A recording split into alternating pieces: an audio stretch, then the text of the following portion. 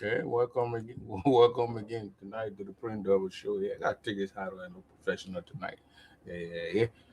Welcome. Please share the show here tonight. I got one of the son one of the sons of our soil, the Honorable Isaac Ambassador Dr. Isaac Nyenabo is here tonight, and he'll be joining me from all the way Liberia. So please share the show tonight. Send the show everywhere. Share the show. Please share the show so other Grandidians can come and listen to this man and hear what he got to tell the people of Grand County. So please share the show here and make sure all our brothers and sisters come on here tonight to listen to the Honorable Man. Please do that. Honorable Isaac will be here with us for a couple of hours, and people can ask him questions after he explained about the Putu Mani deal. We will also be asking the Honorable Man tonight if he have any interest on the 2029, which we all know. All those things, all these questions. Come in with your questions. Come tonight. I will open the line and that you will call the Honorable Man and ask the Honorable Man. So tonight, please join me. Let us welcome the Honorable Man from all the way Monrovia. He will tell us what his location is. Maybe he's in another Honorable Man. When I posted the flyer, the funny thing, and people were telling me that the Honorable Man, I'm gonna do this, so I'm gonna be you gotta be slow with the Honorable Man. Is your duty. The honorable, everybody in my duty, they're gonna be slow with that. So let us welcome the Honorable Man, Honorable Isaac, and Doctor Ambassador, and that made all these great positions he had. He served his people. I mean, from Grangita County. I don't know who had those positions before, but let us welcome the honorable man from all the way, my brother. Honorable, Honorable Nyenabo, welcome to this show. Thank you, Prince. It's my pleasure to be on your show. Since this is the first time, let me commend you for the the kind of hard work getting our people informed about Liberia, about Liberians in the diaspora. So it is very, very important because information is very, very important to man's life. In the absence of information, there are doubts. Yep. There can be conflicts. Hmm. So as a result of that, you've been doing extremely well. And let me greet all Grangidians and friends of Grangida in the diaspora in Liberia and in Grangida. As I begin, I think you have rightly introduced me. I'm Isaac Wehyee Nyenabo. Isaac Wehyee Nyenabo. I come from Grangida County. But let me state for the record, my coming to this conversation tonight, I come to this conversation as the son of Grangida County. I have not come to this the conversation because I belong to the ANC or CMC or Reconstruction Party or the Unity Party or the CDC. I come to this podium today with open mind and the knowledge that I have when I was in the legislature at that time when the Putu iron ore mining contract was ratified and began implementation. I was not a visitor to the Capitol building. I was not an observer. I was a principal participant in every activity in the legislature. So it is important that the knowledge you have, share with your people. The information you got, share with your people so that your people will be aware as these processes are about to jumpstart. Having said that, those who don't know my academic qualification, my experience in government, let me just summarize. I hold a bachelor degree in management economics. I hold 3 separate master degrees. One is in finance, one is in public administration, public sector management. One is in international relations with specialty in one is in political science with specialty in international relations. I hold a doctorate degree in political science with specialty in international relations. So I have 5 university degree with experiences, travels almost all over the world, civilized country. In the academia, I taught the Cotton Graduate School from 2012 to 2014. I taught Zion University. Presently, I am an adjunct lecturer at the AMEU Graduate School in Monrovia. With job experience, I work at the National Bank, now Central Bank, as an assistant manager for foreign exchange and trade. I work with Agriculture Bank as vice president. I work with the Ministry of Finance as Controller General of Liberia. In the Liberian Senate, as senior senator of Grangida County, president pro tempore. I also serve foreign service as Liberian ambassador to the EU. I'm in Liberia as we speak. So I think those are the summary introduction that I can make. So in order, when we get the green light, then we can just start the process. Yeah. Thank you, Honorable, for all this introduction, and thanks for serving your people and your country. I mean, for a son of the soil, Grand Jude County, we are proud when we have our brothers or our sisters serving in this kind of a position. So, as a former pro tem, fourth man in command of the Republic of Liberia, how long do you serve at that in that position? I served very close to 3 years on that position. As a president? And yeah, 2006 to 2009, but disruption came in the middle. So I served very close to 3 years, but 9 years in the Senate before, I was appointed and commissioned, confirmed and commissioned to go to the EU and spend 9.5 years at the European Union. Okay, so after your 9 years as senator, did you contest? No, in fact, based on my performance at the legislature, I had 7 months for my 9 years to complete. In 2014, July 16, Ellen Johnson Sirleaf, former president, nominated me as Liberian ambassador to the EU. So I was senator when I was confirmed in November as Liberian ambassador to EU. By February of 2015, I turned my chair over to A. Marshall Dennis. And then February, I left the country. I never contested for the second term. Oh, okay, thank you. So you left, then you went to the EU, 6 years, Ellen 6 years, then we had 3 years or what? No, Ellen 3 years, we are 6 years. We got 6 years, okay. Yeah. So Wehyee came, then he recalled you. Okay, I got that. So I mean, that's a lot of experience, for somebody from our country who served in that role. I don't know. I don't know. I would say maybe young. I'm not a young guy, but I mean, I've never heard about Senate Pro Tem from Grand Jude County. So that's an enormous and impactful thing that you serve your county, and for 9 years, 3 years as Senate Pro Tempore, and 9 years as ambassador to the European Union. That's a great job there. But we hearing these rumors that before we go into our Putu money thing, we're going to go to our main topic, the one we talked about. But we hear along the way, Dodi, we've been hearing all these noise. Let's say all these rumors that the honorable want to come back. So see the honorable on the 2029 ballot, on that ballot.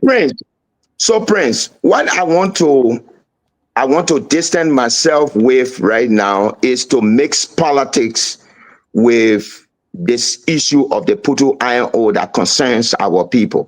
Yeah, that when politics, they put money in politics. Yeah, but let them know the story. The politicians are the one that are negotiating the Putu money, honorable. So I agree, but let them. But Prince, let them know the story. Forget about Wehyee Nyenabo for now in terms of politics. I come to this place. Other than that, it will be a campaign talking. Yeah. And then there will be sides. Then we will not see the reality. We'll lose sight. Because what is this guy talking for? And for what reason he is talking? So let's pause that a moment and go to the substantive matter. To the Putu because you see, one thing is that there are periods, the period of elections, the period of governance, and the period of campaigning. So why are we putting ourselves into pressure? Okay. So there is no need. I got you. We will go, but we will still come to that question before we let you go tonight. No problem. But let our people get the message. I got a co-host, one of our sisters too from our county, Princess Pine. She's going to be my co-host today, asking one or two questions, particularly about about the Putu money, and things, because she wanted to get to you and say, why was the name changed from Putu money from Jira Mountain, or she been growing up? all of a sudden it's Putu. So we'll get to that, and we hope that you will give all this information, because I can remember the time you served as a senator. That was the time that Putu, the Russian company, came in Benin, and all that contract was signed. So Princess Pine, welcome, welcome, welcome. Thank you. Yeah, this is the honorable man, Isaac Wehyee Nyenabo. Can you greet the man so we can go into questions? Welcome, my honorable man. Honorable Nyenabo, I mean. Sorry, I was a little bit busy at work. Okay, that's Thank okay. you. I'm Princess Pine. Yeah. So so so Thank so so so honorable, can you go into detail about this whole mountain? But first, we want to know why the name was changed. If there was changed with the law, the legislators, they didn't want to change the name from Jida Mountain to Putu Mountain, or we been into the misunderstanding of even calling it Jida Mountain in the first place. Can you? Because I remember 2010, you called a meeting. I was in Monrovia at the Grady Addison School there, but you didn't attend the meeting. It was postponed, and the next week I had to leave the country. So, but I know that you got good idea and knowledge on this whole mountain. So we'll give you some time, honorable man, to go in depth in this mountain. The mountain. We got some videos too. We're going to play here about that mountain, about the area of the mountain it is. So go ahead, honorable man.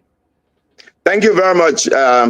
Yes, it's true. The first meeting that was scheduled, canceled, and then we continue at GW Gazing for 3 successive times. And we set up a committee, in fact, to look at all of the documentation. So you still remember. Okay, so let me say this. It is important that we lay the foundation of this Putu Iron Ore mining company. We lay the foundation from the historicity part of it, and then we lay the foundation from our benefits as people of Grand Jide. Then we lay the foundation of where we are today. Then there will be suggested, recommendations that will be coming in. So let's look at the historicity. In 2005, a parent company called Mana River Iron Ore Limited registered or incorporated, as a company, a mining company in Seychelles. Seychelles is in East Africa. It's an island state in East Africa, the Indian Ocean. It's part of the African Union. They speak English, French, and Creole. So this country, Seychelles, is where the Mana River Iron Ore Limited, got her lesson. And when the company came to Liberia, it took part in a bidding process. At that time, it was Jide Mountain. So when the company, the Mana River Iron Ore Limited, succeeded and won the bid in 2005, it decided to form partnership. So it was fronting for other companies to come. So how do we get the partnership? It needed companies, because the lesson when it won the bid, the lesson that was given to Mana River Iron Ore Limited was exploration lesson. So when they gave the exploration lesson, you needed a company to do the exploration, and you need to fund them. So then Severstar, Russian giant company from Russia called Severstar Mining, decided to join Mana River Iron Ore as a executing company. So then Mana River Iron Ore became parent company. So they needed another company to come in as owner. So they also brought in Lebeca Holding BV. Lebeca went and paid Oral Africa Limited to do the exploration and pay 30 million upfront to do the exploration. So there are three companies that make up one. So, but Seven Star hold 77.03% of the entire Putu Iron Ore. So there is a major shareholders. The rest of the 22.79% and 97% belongs to different people, including Libeka, including Mano River Iron Ore. So when Seven Star has a controlling, it has a controlling shares. So what they decided doing, and it is Seven Star Mining that was executing the whole mining process. So Seven Star decided to say, okay, so long the location, the direct location in the administrative district here is Putu, and the mountain is here.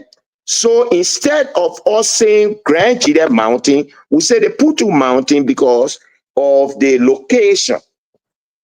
So Seven Star decided to say Seven Star Putu Iron Ore Mountain. How do we find these things? The Mineral Development Agreement, called the MDA. You will hear me saying MDA. It means Mineral Development Agreement. The Mineral Development Agreement on page 8, you will see exactly what I'm talking about. So then, the owner became Libeka Holding BV. The parent company became Mano River Iron Ore Limited. And the Mano River Iron Ore Limited are Liberians that, registered the company in Seychelles and then took part in a bid and brought in investors like Seven Star, and Seven Star named Seven Star Putu Iron Ore Mining. So then it became, when it became Putu Iron Ore Mining, based on its location, because Seven Star has the controlling voice.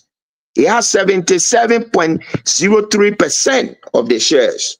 So then it has the controlling voice. So now, when the exploration by 2010, the exploration completed, and exploration is about, okay, let us check. You want to enter the house, but then you bring experts, and to check which one, whether damages occur before you come in to enter, and check the doors, check the windows, and all those things, and do the clear evaluation or appraisal of the place. So they did an exploration by 2010. You will hear me saying IMCC. IMCC is the Interministerial Concession Committee. Interministerial Concession Committee. The IMCC is responsible to look at foreign direct investment in terms of natural resources and investment in the country to allocate. And a key people on the IMCC, Ministry of Finance, Ministry of Justice, NIC, Lands, Mines, and Energy at the time. Lands, Mines, and Energy, now is Mines and Energy. The lands is different. So these people participated, and by 2010, June 4th, the IMCC has signed the MDA, the Mineral Development Agreement. Now, when they signed the Mineral Development Agreement, they took the Mineral Development Agreement to the president on the 2nd of September 2010. On the 3rd, the president signs it and sends it to the legislature. The legislature ratified it on the 9th of September 2010. But what is in the MDA? First, the lifespan of the MDA is from 2010 to 2035, which is 25 years. The Mineral Development Agreement for Putu Iron Ore, 25 years. Every 5 years will be period of review, because there are changes that can take place. After 5 years, there are some changes that will occur, some economic, social, cultural changes, that will occur, and some environmental and others. So as a result of that, it was enshrined that, after every 5 years, let's do a review. How do we find this? You find it on page 9, article 3. So now, after we have settled down on the Putu Iron Ore now, with the question that you asked, so let's look at what is in this agreement, specifically for Grand Jide, because there were 3 counties. There are 3 counties that are connected to the agreement. Grand Jide holds 60%. Sino holds the port, and Wehyee holds the rail where the iron ore will pass, after the rail is completed.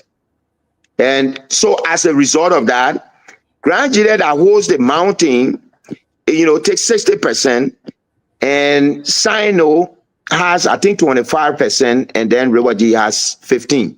But I will go into that conversation later, but let's focus on Grand Jide. So we are coming from bottom to top. What is in the agreement? In the agreement, they got a resettlement package in the agreement. What is a resettlement package? Firstly, if you look on page 49, article 7.1, and 33, article 5.6b, you will see it. The resettlement is the people, the villages and towns that are connected to the operation site, which is Tiamat Town and the nearby villages, that because of the operation, the blasting and all of that, there may be environmental issue, there may be health concern, the water and every other thing. As a result of that, it is the responsibility of Putu Iron Ore to relocate them, find a conducive place, do the normal processes by acquiring the land, pay for it, and then resettle them on that land. So now it is Putu Iron Ore responsibility. The second thing that in the arrangement is the arrangement of the road from Zoedru to Greenville to be paved. How do we find it? We find it when you mean pave, yes, dusted. Whether paved. No, not lateral something, not the one that it is right now. Talking about real pavement. But it's not 1 year. Let's bring it down with quota. Yeah, because and the estimate that they took was that from where Putu Iron Ore from Diamond Town to go as far as Mount Nima before you go to Bikana, that more than 200 kilometers. But if you take it from Putu and then go straight to Greenville Port, it means that 100 kilometers, and you 200 plus kilometer and 100, you prefer 100. So how do we find it? We find that the pavement from Zoedru to Greenville, we find it on page 43, as I said. You will see article 6.5. So that's one of the benefits that are also there. Benefits in terms of local employment. It is stated. No, honorable, 1 minute. I want to cut you off here. You're talking about paved roads. The road they're going to pave. Yeah. They said they are coming to do a greater impasse, or they're going to face it quota. Like I'm driving from Monrovia to. They say whether I'm not an engineer. They say whether pavement. But you were on so whether pavement or quota. You were on the committee. You saw how people in other countries, when they're taking resources like Cote d'Ivoire, how they fix the people roads and build things. No, let me make the correction. Was it a paved road? No, Prince, let me make a correction. I was in the legislature. I was now on a committee. Yeah, but you are from Grand. I need the members. I need the members on the committee. I said the Minister of Finance, the Minister of Justice, NIC Chair, Minister of Lands, Mines, and Energy. I didn't say I'm on a committee. No, but I have knowledge of the whole process because It comes from accounting, and I was concerned. Yeah. So every time I go to Putu Iron Ore, every time I go to the IMCC and say, what is it? What is going on here? I need to know. Because the issue of bombing hills, where mining company was there, and at the end of the day, nothing was achieved. Yeah. That was the historical case study I was checking. Okay. You saw bomb mines. So nothing right now, suspected. right now, as you speak, the B Mountain are extracting billions of dollars. Very good. Very good. The people living in mud houses, they are using our Very roads good. to transport those things. The roads are deployable that they are using. Very And in good. their contract, So they said they're going to build railroad. The railroads are not built yet. So my yes, question to you, as an honorable man who served your county at that time, called meetings. I remember you calling meeting. I went to one of the meetings. I said, but I did not attend because that meeting was canceled. And the next week I had to leave. So you call meetings, you told your people. Now these people say they're going to build roads. What road were they going to build? I'm saying paved road. So I just, you will keep your questions because we haven't gone anywhere yet on benefits. So when you start asking questions, you will get the audience confused. Okay. I said paved road from Zoedru to Greenville. Okay. All right. Go ahead. Okay. 2-lane paved road. 2-lane paved road. So when you look in the MDA, you will see it. So in the MDA, look on page 43, Article 6.6 and Article 6.7. You see? So it's a 2-lane paved road. That's 100 kilometers, which is less than 75 miles. So it's like Morovia to Bombay Hills. Okay. So short distance. Yeah. You see? So what else in the MDA? I talk about the local employment. They said in the MDA, it is enshrined then that the 10 top positions, the first 10 top positions, the first 5 years, 30% will be occupied by Liberians. After 10 years, 70% will be occupied by Liberians. 10 top. How do we find it? We find it on page 154, Article 11.1. So that's another one. In terms of procurement, purchases of goods and services, it is stated in the MDA that Liberians will be given 60% advantage to do procurement. How do we find it? We find it on page 57, Article 12. Then another benefit, they say 100,000 is placed in a account or Putu Iron Ore.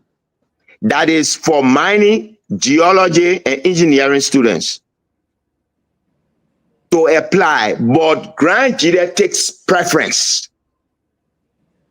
But the students are dependents of the employees that from Grand Jide that take the preference. So if you were employed with Putu Iron Ore, then your dependents are qualified to apply. How do we find it? We find it on page 56, Article 11.3. Then we are still going upward. In the document, it is clearly stated on page 52, 8.1 and 8.2 on local development. Local development, they said that the first from 2010 to 2017, Putu Iron Ore will release, and this is where our concern should be very substantively. They said from 2010 to 2017 in the MDA, it says that Putu Iron Ore will release 15.75 million, 15,750,000. The 15,750,000, 60% of the 15,750,000 belongs to Grand Jide. 70%? And 60%. Okay, and 60% is 9,450,000. From 2010 to 2017, 15,750,000 will be put for the 3 counties, but Grand Jide 60%, and 60% is 9,450,000. In 2010, it is also enshrined in the agreement that in 2010, immediately after the signing, 500,000 will be placed in the account for the 3 counties, in which Grand Jide received 300,000. That is 60%. In 2011, 1.2 million was placed in the account, in which Grand Jide received 750,000. In 2012, 1.5 million was placed in the account for the 3 counties, in which Grand Jide received 900,000. In 2013, 3 million was placed in the account, in which Grand Jide received 1.8 million, meaning that for 2010, 11, 12, and 13, Grand Jide received 3,750,000 at the period of Chris Bailey 2 years and Peter Solo 2 years. So you find out now that the 9.5 million, it's supposed to roll up to 2017, but why it did not roll up to 2017 and stop to 2013? In late February of 2014, Russia invaded Ukraine.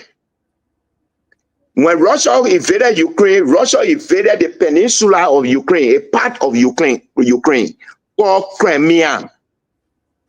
When it invaded by March 18 of 2014, Russia has installed municipal government there already. America got vexed and put a sanction on Russia. NATO got vexed, North Atlantic Treaty Organization, that the military wing of EU and other partners from the West. So they're the one, they put sanction, the EU put sanction. As a result of that, if you are doing foreign direct investment, you bringing in, you are there for trade and foreign exchange. So in the sanction of America, nobody must do business with Russia with financial. So if we are putting iron ore operating, it means they're supposed to bring money here. And there's a caveat that you don't do, anybody who does business with Russia, then they'll put sanction on Liberia. So Pudu iron ore went into closure because of Russia. Silver Star Pudu iron ore country government invaded another country. That was 2010. Pardon? In 2014. Yeah, 2014. Yeah. Yeah, 2014. 2010 is about MDA. Yeah, 2014. So the same all operation stopped. Yeah. So, but it did not stop our money, and I'm coming to it. So we already received 3.75 million. The county. The county. So let me say this. Let me say this. US or Liberian that. Pardon? We're talking US here, man. United States dollars. United States. So if we were talking about the whole deal of Pudu iron ore, how much grant they supposed to receive for the 25 years? Let's come to it first. So I told you from 2010 to 2017, we got 9.45 million, which is 9,450,000 we're supposed to receive, but we received 3.75. That's why I was giving breakdown. Then 18 years from 2018 to 2035, that 18 years, we're supposed to receive 32,400,000. So if you add the 32,400,000 plus 9,450,000, you got 41,850,000 in total, whether rain or sunshine, for the 25 years. But in that 41,850,000, we already took 3,750,000. 2010, 2011, 2012, 2013. So Roberto got 38 million and change. Then we got 8,100,000 remaining. But we're not stopping that far because we reached 2030 year. So from 2014 to 2025, because you can't say 2026 because this is April. 2026 So 2025, how much now when Pudu Iron open we after next or next month or 2 months from now, how much we need to demand from them to say put our money on the table? Let's do the math. 2014, because 2014, 15, 16, and 17, they fall within the 15.7 million. So it means gradually 60% of 225 million, we will receive 1.35 million. 1,350,000 for 2014, 1,350,000 for 2015, 1,350,000 for 2016, 1,350,000 for 2017. When you add 4 of them, 1,350,000 times 4, you're going to get 5,400,000. Now, from 2018 to 2035, it is stated that we will get 1.8 million, 1.8 million, 1.8 million, but we're not going to 35. We're stopping to 25. 25, yeah. So 25, we stop into that 8 times. So 1.8 million times 8, that 14,400,000. Oh, wow. If you add 14,400,000 and 5,400,000, wow, plus the 5.4 million.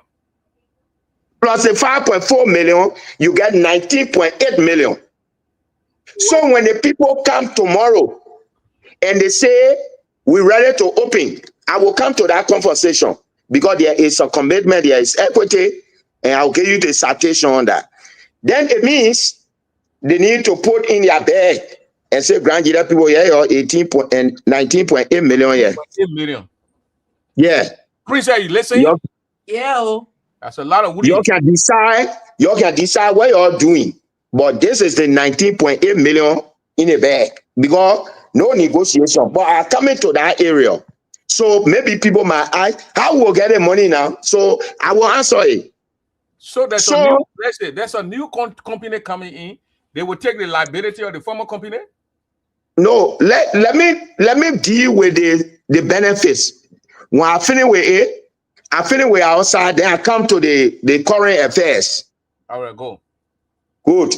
So when people ask tomorrow and say, well, they say the company coming, but November, everything starting, or December. So how much grant are going to get now? We're going to get 19.8 million. Our lawmaker know these things? Don't play politics, Prince. I told you I come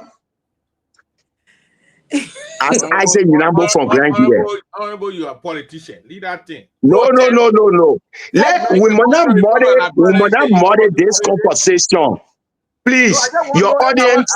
I want to know, Honorable, if our lawmakers, our people know about this money, this kind of thing. These are okay. Get right your question. Get right your question when I end, then you ask me. All right. I got it. Look, my paper foot. Yeah. So Prince. Yeah, Prince, be mindful that I'm a diplomat. Yeah, no. Okay. So I'm a diplomat. And yeah, so just be a little mindful on that. Yeah. So 19.8 million. Okay. But their company that are coming now, they're going to change the MDA, or they and us, or they and government will rewrite MDA. No. That is same MDA from 2010 that went to 2035.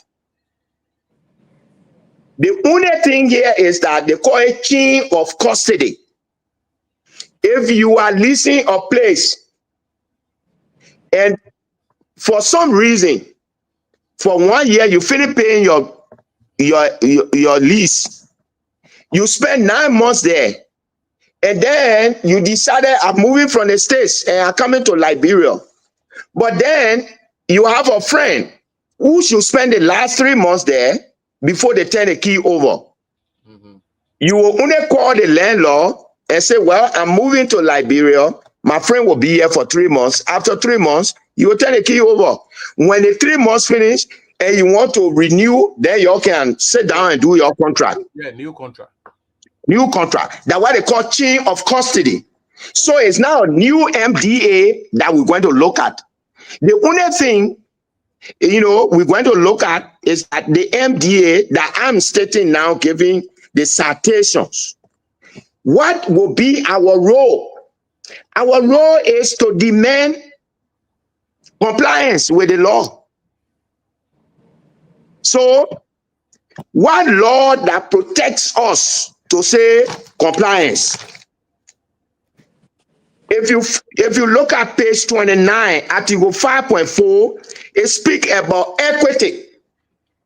And what equity means? Equity is the amount of money that the owner of the assets will be paid after selling it, and any debt associated with the assets will pay off. So the man who coming now for the last 9 years, you will pay the man, and that's why you were talking just now. You will pay the company. Will sit down with Service Star, and Service Star will say, these are the investment I've made. These are my obligations, and they will pay. If you and the equity we're talking about, the owner of the house, he worth the house 200,000, but then the house in America, it got mortgage on it, and the mortgage is 50,000. So the equity home worth of that house is 150,000, right? Because you got to pay the mortgage. Yeah, you gotta pay the on mortgage. the house. Yeah, so you got to deduct 50,000 on the mortgage, and then the equity home worth is 150. That's what we are saying. Equity in itself is the share that you have. So basically, that's it. Now, in terms of royalty, that one is government. Yeah. So basically, let me summarize on it. Benefits, we talk about the employment, but then they say Liberians, qualified Liberians. First, top 3 out of 10. Second, top 7 out of 10. But qualified Liberians.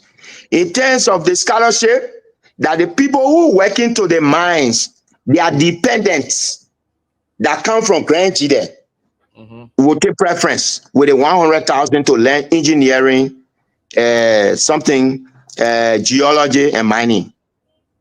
Then pavement of the road, 2-lane road, is from Swedru to Greenville. Then in the local development, as we speak to you today, if they were ready to pay, they will pay on 19.8 million. Because we already took 3.75 million. So they will pay on 19.8 million. So the community that are affected in keeping the arrangement, they will be resettled. They will be, and their land, to secure their land, it is the Putu Iron Ore that will secure the land, go through the normal process. They can't say, no, we are Putu Iron Ore, so you get all the land free. No. Or government say, you take it this and that. If you have your land, your private land, they will negotiate with you. So this is what is in the Putu Iron Ore agreement. Again, how do we be sure after equity? Yeah, there's another provision called investment commitment. The capital expenditure and all the other things that are involved. If you look at page 38, Article 6.1 is also enshrined. So it means that not one article that protect us that will get our money, but there are a lot of articles in the MDA that protects us for us to get our money. So they know it and we know it. The only thing is we have to be prepared because that's foreign direct investment.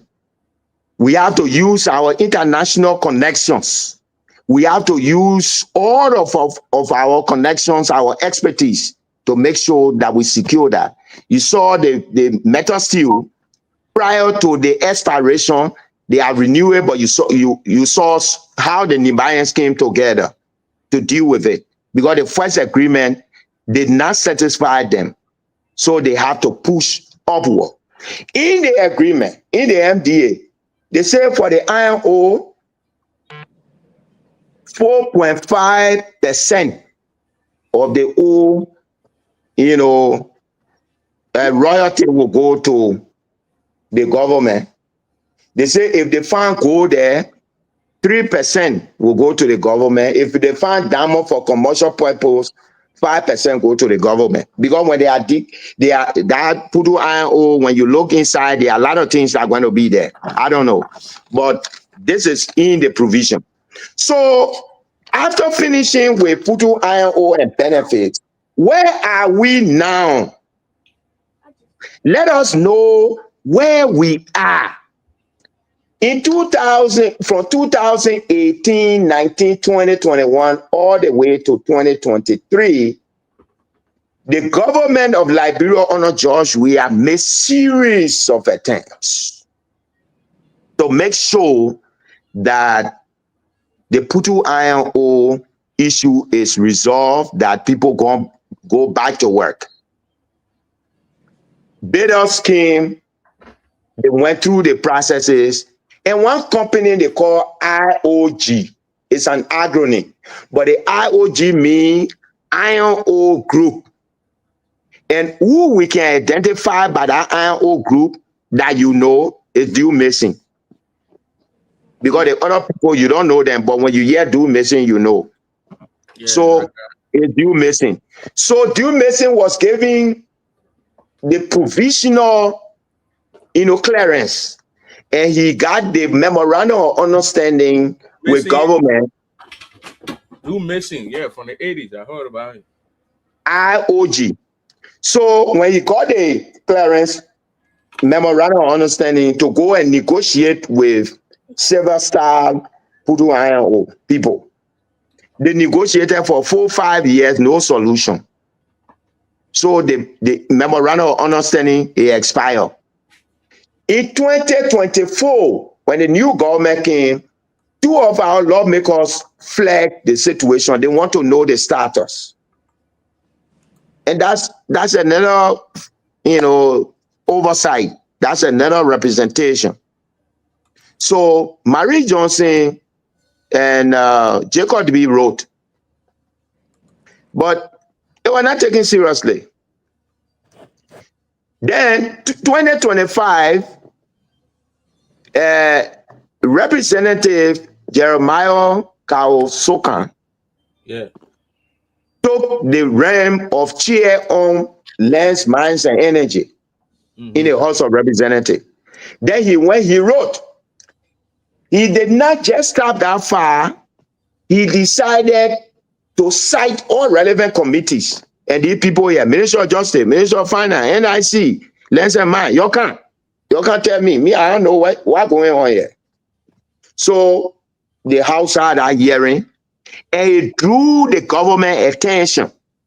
When it drew the government attention, you saw in the annual message, the president of Liberia, Joseph Nyeman, His Excellency, went and mentioned in the annual message that the issue of Pudu iron ore will be dealt with.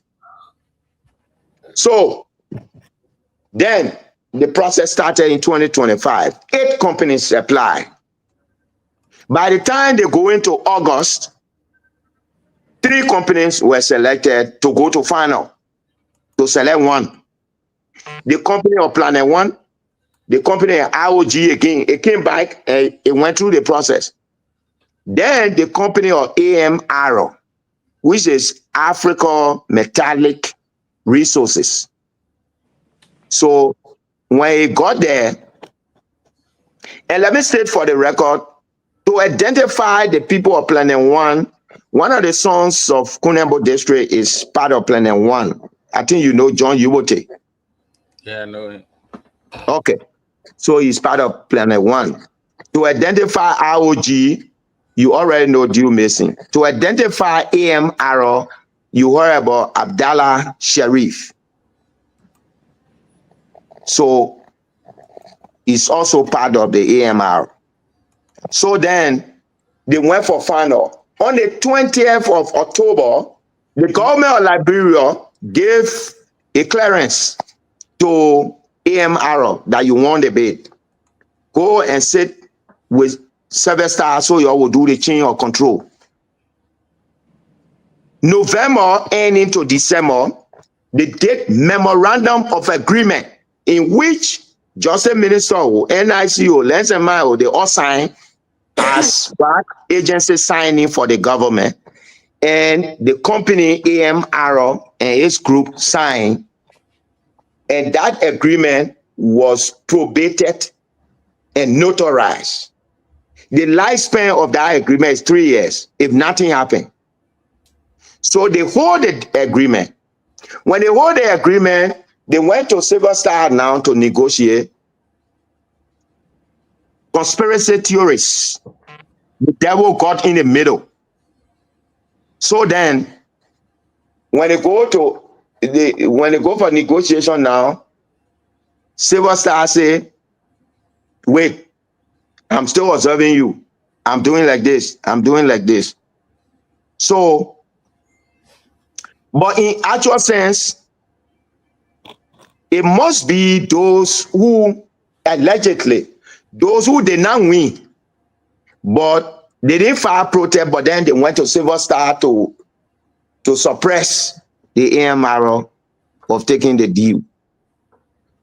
So when the president got to notice it, the president first, allegedly, the president's concern is that AMR won, government of Liberia signed the memorandum agreement already. Let AMR agree with the people, let the people start. But then at the same time, you got big powers in the government, they're looking for their own interests. That can't be done. Somebody got to find small meat to eat. We're talking 19.8 million. No, I'm talking about who's supposed to do the chain of custody that will take over Putu Iron Ore now and a start for operation. The man you left in a house, that's what we're talking about. The landlord said the man too short, so I don't want for you to flee in a house. That's what we're talking about. So now, the contract is in the hands of AMR. The president looks at it and say, Vice President, come and intervene. 2 weeks, 3 weeks. They are going almost 1.5 months now. We haven't heard anything. Let me see the conspiracy theory. These are not facts, but these are things you can check the devil in the details. Okay. Apparently, yeah. In the government, they got group. There's a group that's supporting AMR. There's a group that's supporting Planet One. There's a group that's supporting ROG. So they want their own interest. So as a result of that, they must have influenced Silver Star, Putu Iron Ore to say when they want count, don't agree. That's the catch-22. That's where government is situated right now. How did you get it? I didn't get the information from Liberia. I got the information, all of the information I'm giving you tonight, they came from external sources, and they are undebatable. They are unchallenged. You can't debate them. They are undebatable, unchallenged. These are facts. These are facts. That's why I'm giving you pages. That's why I'm giving you the scenarios. So those scenarios are where they are trapped, but they are the bigger picture, the bigger people in the government, they cannot expose that.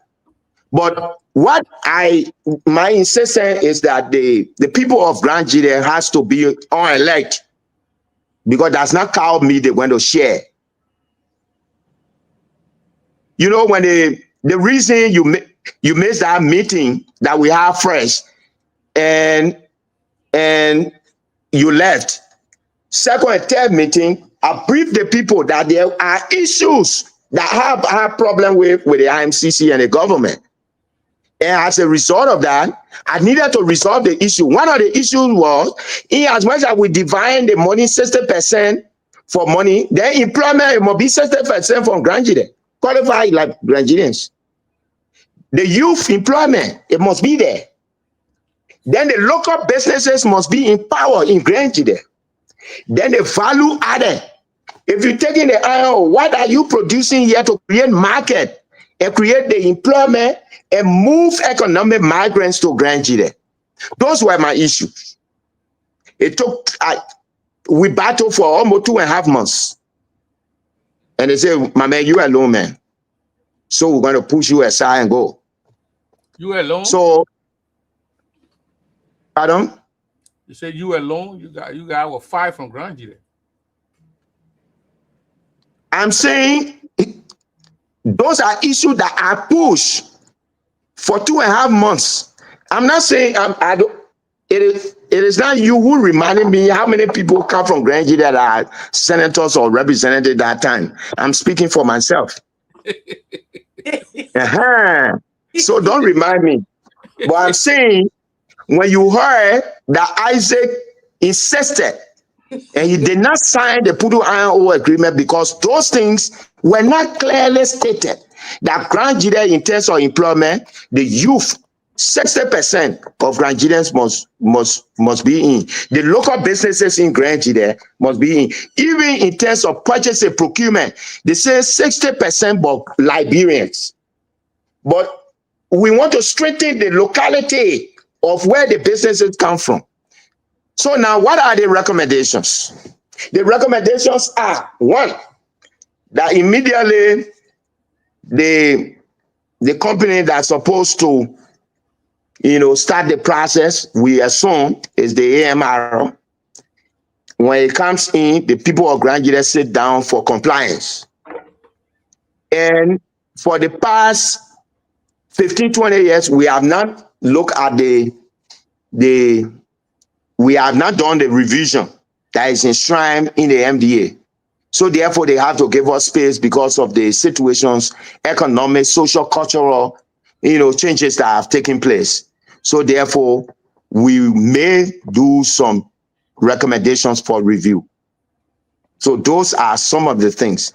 But in order for you to deal with these conglomerates, these international firms, foreign direct investment, you need people who have the international might. It's not going to minister, we come to your door here because we want some money and the people now want to give it to us. That's not it.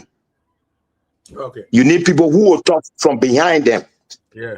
So that's why I decided to bring it to the Crown people, because I did it in 2010. We had a meeting, we set up committee, Dwe Bole, Fine Wallow, you ask them, they will tell you, Wehyee, and we had about 13 members committee, and it went through the whole process, but because of that Russian invasion, the revision was not held. Those good ideas were put in place. So the only space we got now, if they say, no, we are doing revision, then at 2030, that's in the law. So that one is now a request. So you have to do it. But we need to start pressing ourselves, getting ourselves alert, so that the same way Nima County did, and when they went to the whole discussion, they put in lot of things came for them, for the county. In fact, I observed that some of the things, some minimum was increased. So basically, that's why it is. So this is a summary that I have for you. This is the status that I got, and I want for us to interact. Any question you have, any comment, then we can work it through. The information that I have, I'll be able to get to you. But let me issue the disclaimer. I don't have all my information are not from Liberia. In fact, before the show ends, Prince, I will send you the MDA. And the way you're going to look at the MDA, you know that it's not programmed from Liberia. Okay.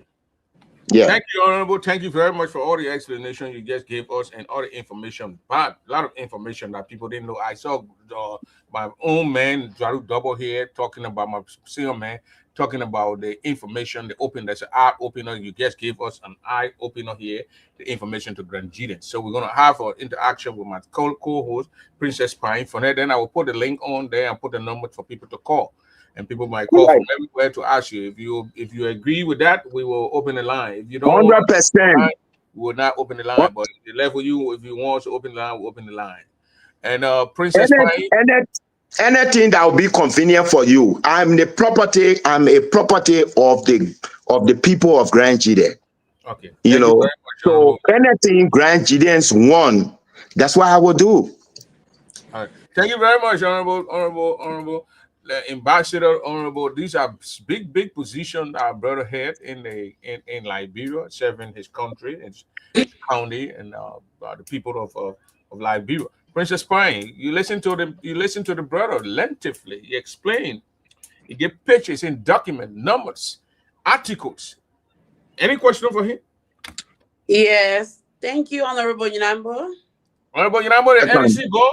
By LEC, Yeah, yeah. but my generator will soon come on. Forget Yeah, it. no The point. LEC go. LEC go.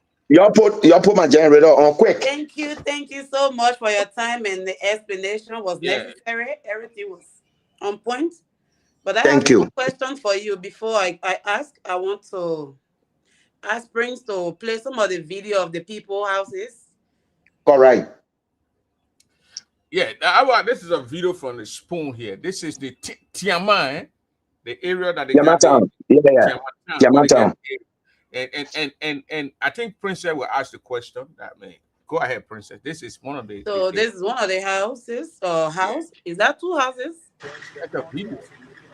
Oh, okay. Two houses. What a digging, what a millions and billion, these million. These are where the people living.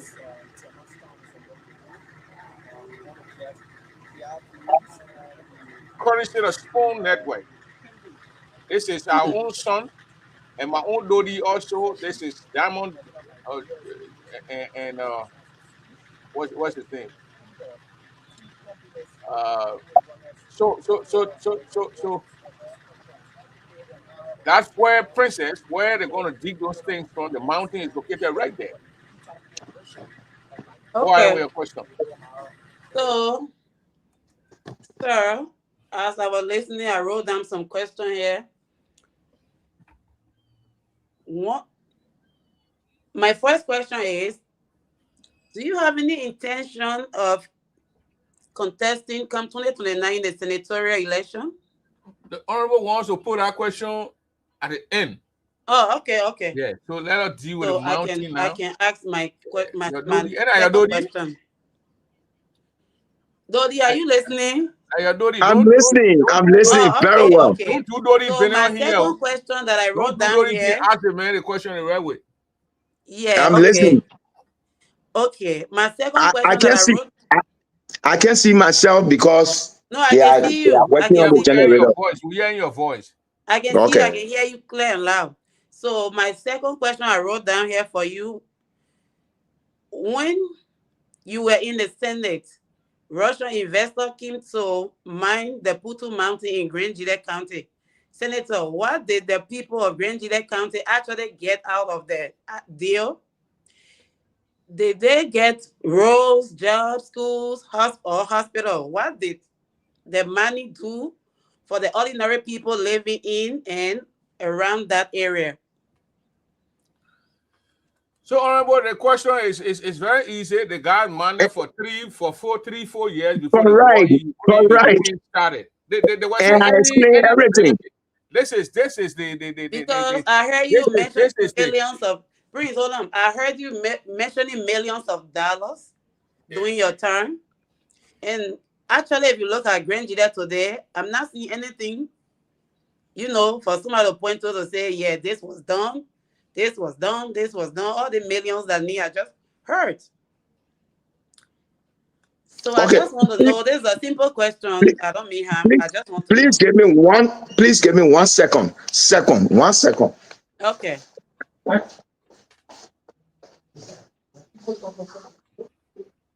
The honorable won't put a generator on, so we'll gain one question. While we wait for the honorable, we're going to play that video from Spoon Network. That video from Spoon Network. We're going to play this video here. This is where the guy worked for 3 years, the company. Look at the buildings. Look at our people. We know we live in the West.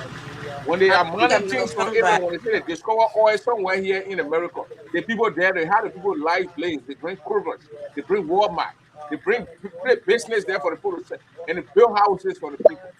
But this is where the money, the Russian company were mining, and this is where our people live. They got getting water from the zinc. There will no reservoir in that area. Our people living in real. Look at the area. This is the Tiaman. Okay, so because of so many reasons, including I'm back now. Yeah, go ahead, sir. Yeah, please go ahead. Yeah, the lady wanted to know because she saw the video from Tiaman to yesterday when Spoon went there. So the 3 years these people been doing this thing, they put in an agreement, they will build this, they will do this, they will do that. What have people benefited from that? From the company 3-4 years they were operating.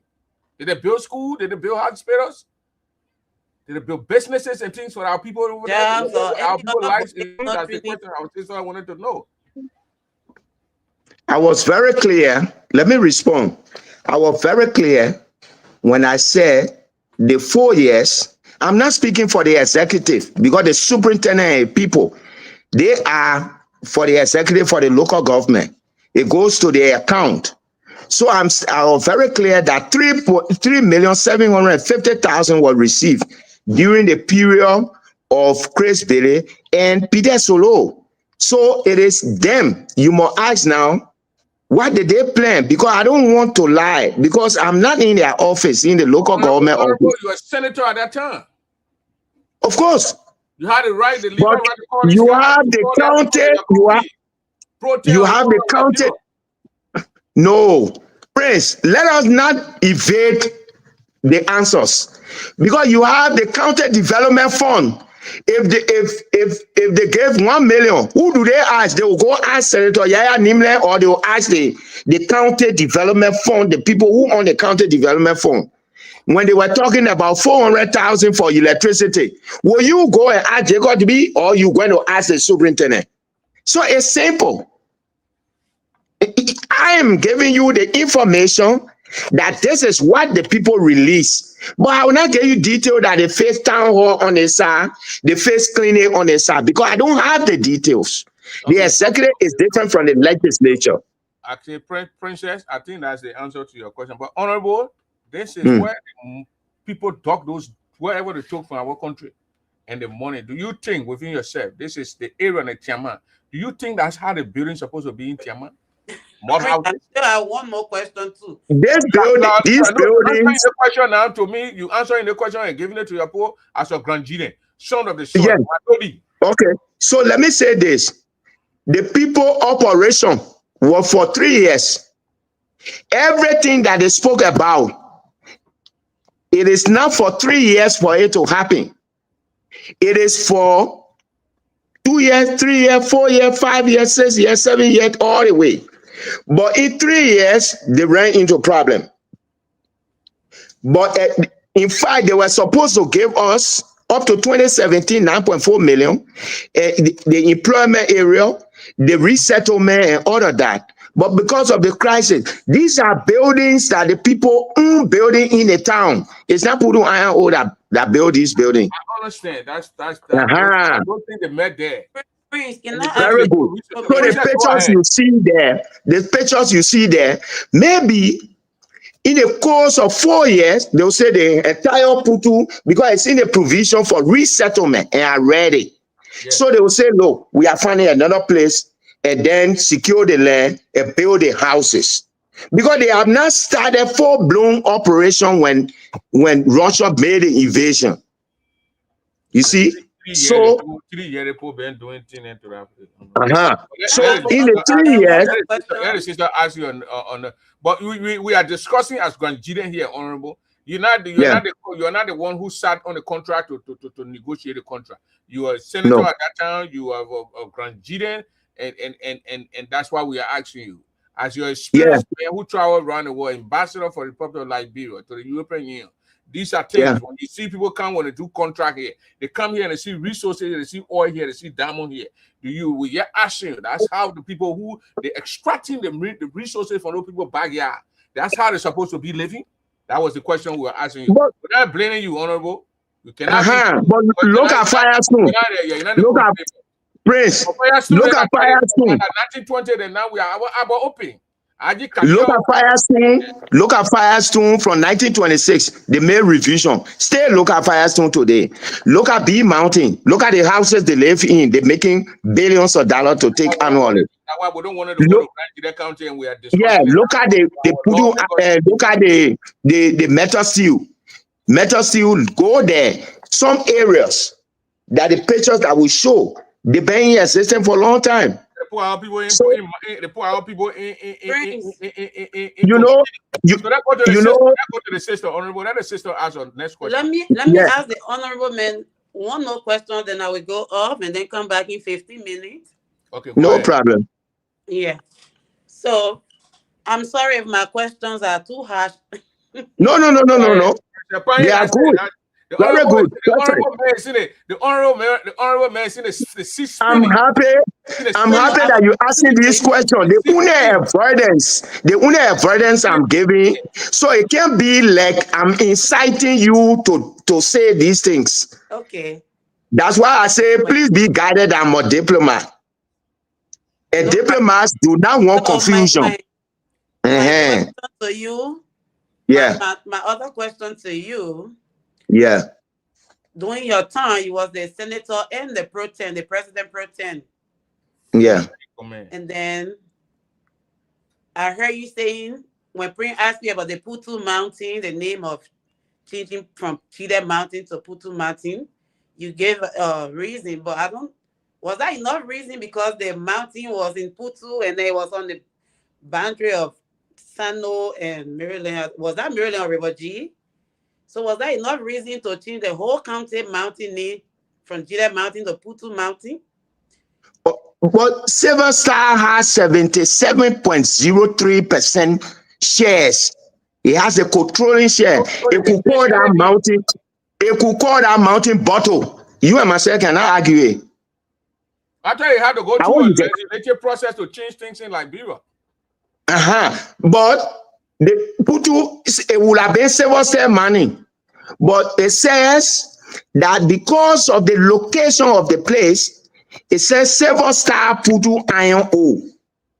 You see it? Silver Star Putu Iron O. Because it controls the shares. Like for instance, if you open school and you get about 75%, you can name the school your daughter name. And the people will not say why you put your daughter name, because you have the controlling shares. That's why they are now holding on to Putu Iron Ore until new company comes in. The other people like Mano River and this, they are all waiting on Silver Star to say, go ahead. Because you got a controlling share. The banks, who own the bank? When you get in a 60-70% share in a bank, you got a direction of the bank, because you can detect who becomes the managing director. But for me, it was Chile Mountain, and they said Silver Star Putu Iron Ore. And the question that we asked why, they said because this place, number one, is the administrative district in Kunambo and Grand Jide, they call Putu, and the area that it cover is Putu. And the range, because it has a range that it covers, is Putu. So we calling it Silver Star Putu Iron Ore. I have no objection to that, because I was looking at substantive matter rather than the naming. Okay. Yeah. Okay. I'm gonna go off just for 15 minutes. But please come back. When you go after 15 minutes, please come back. Your questions are good. When you come back, I still got more questions for you. See you on here. She's still getting political. She's still holding the political question for me. No problem. When you come back, we'll look at it. I'm not a politician. Okay. Okay. Honorable. Yeah. Honorable, thank you again. Our sister will come back and we'll bring her on here, Honorable. But you talked about the what I can't understand, Honorable, that now we got the local government or wherever separated now from the. But back then, those superintendents, those people were they could be called by you. Look at all the money you just talked about. What did they do with the money? How were the money used? Look at the people who living in the area. They see company Great. coming again. They come. Listen, I'm not done yet. The company coming again, and now people who are living in the area, they say relocate the people. In that contract you're talking about, if you're relocating the people and carrying them to another town, you purchase another town. Yes, I relocate. Yeah, you go play horse for the people. You feeling with the people. In the contract, it has to state that if you carry the people here because the people that they get a mountain, and you coming to blast the mountain, it's not safe for the water until you're taking them fireplace. You must build these houses for the people because the white people that are living from here. I mean, I say white people for Facebook close me up. They don't live in mud houses when they're taking resources for them. You have to hold these people accountable. And I hope our lawmakers now that are there will see reason to do this thing. Bee Mountain is a mess. $1 billion coming out of place. When I saw the hustle report, living, I was discouraged. And that's what we're going to see here. But Honorable, we're holding your feet to the fire tonight. It's not that we hit the honorable man, but because honorable man, you were Senate pro tem at that time, and these things were happening. Did you at any time went back to that place and said, "My people," and go and educate your people? Because the people elected you now to say, my people, the people put in a contract that this is what they sort of do. Are they doing it for you? You don't see it. Blow alarm to your people, educate your people. Okay. Did you go back? Did you at any time went back to the town, to those villages and talk to your people? Prince, Yeah. this one should not pass by me. Let me respond to it. When the MDA was signed, I was not Senate pro tem. You know the situation with the Senate and myself, with the executive and myself. That one of the issues. I was pro tem for 2006. By 2008, you saw what happened. I had to take them to Supreme Court. By 2009, at that time, Putu INO had not getting the lesson yet. And the MDA had not been approved. 2009, I resigned in April. We're talking about 2010. Are you getting what I'm saying? Yes, I'm getting you. I'm saying some of the issues you are raising now in terms of employment, in terms of local businesses, in terms of other things, I raised them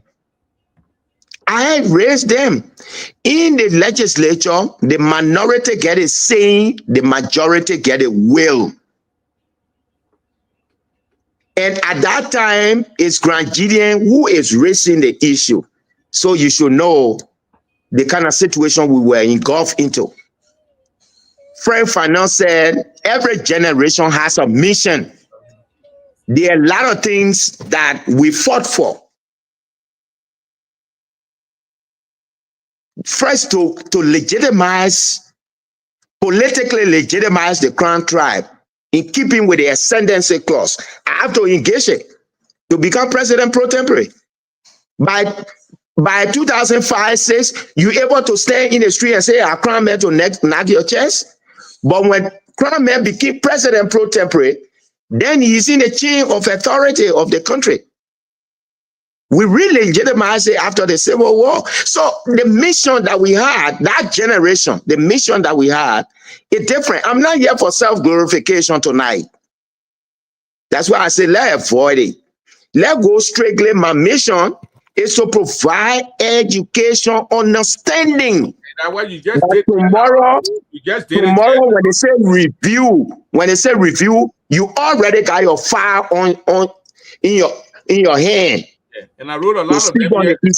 And I wrote a lot of them here tonight from the contract and pitches and things that you said. So I'll go through the pitches, read the pitches. But the phone line is open, ladies and gentlemen. If you want to ask the honorable question, you can go ahead and call. It's getting dark to the honorable now. So you can call. We will receive calls here. And when we start... No, I'm available. I'm not tired. I'm available. So long it concerns Grand Julia County, I'm available. You're not old man say, I think Cherry you got older. You're not too old. No. I would not tell you that. That's my little brother. That's my little brother. Cherry myself, you go. I know. I joking. Yeah. So I open the line now on there 952-200-8420. You can call and ask the honorable man your question. And before we close here, we'll ask the honorable man here. My question part, I wrote it down here on big. I printed it on a big sheet. So Cherry Droga is the first man to call. Let me go to Thomas Doe here and merge that Cherry Droga and Thomas Doe. Then we'll get a phone to Cherry Droga to ask a question. Gentlemen, one question. Nobody going to ask two questions here. The lines will be packed. The line will be full. So ask the gentleman, ask the honorable man, the ambassador, one question. He will listen to your question and you answer your question. Cherry Droga, go ahead. Cherry, you got to speak up. Yeah, because I'm not hearing you. Go ahead. Okay. The first thing, You hear me now? Are you hearing me? Are you hearing Yeah, I'm hearing you now. Charlie, I'm hearing you. Go ahead. Okay. I want to say a big thank you to my big brother, I say Wehyee now. Yeah. Ambassador Nyenabo, thank you very much. You're welcome, my brother. Okay. Cherry, 1 minute, Cherry, 1 minute. 1 minute, Cherry. Let me merge the calls. Go ahead. Okay. You hearing me, Fresh? Yeah, everybody. Very well. Very well. Yeah, I you know the other day I witnessed a meeting that was held at the Daily Church. And time was given to you. You wanted to explain, to give a detailed education tonight. But it surprised me not that some of the former secretaries, they were in attendance. And they know about the MBA, and they couldn't give you chance for you to very elaborate. All right. Correct. This information would have been, important to everybody in our meeting. Correct. I see Correct. some people were playing there, some people were bullying, some people were making noises, but thank God you got a chance tonight.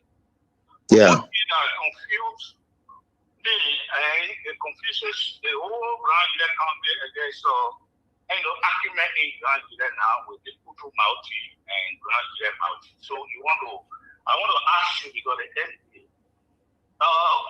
by the Mauti being Grand Julia Mauti, and you can carry your company down there to call it Cherry Droga Company. So meaning that I want to be that the company that took the Putu Iron Ore and the mining company is only associating with Putu in solidarity with the Putu people. Well, I want to know as a big brother and his story.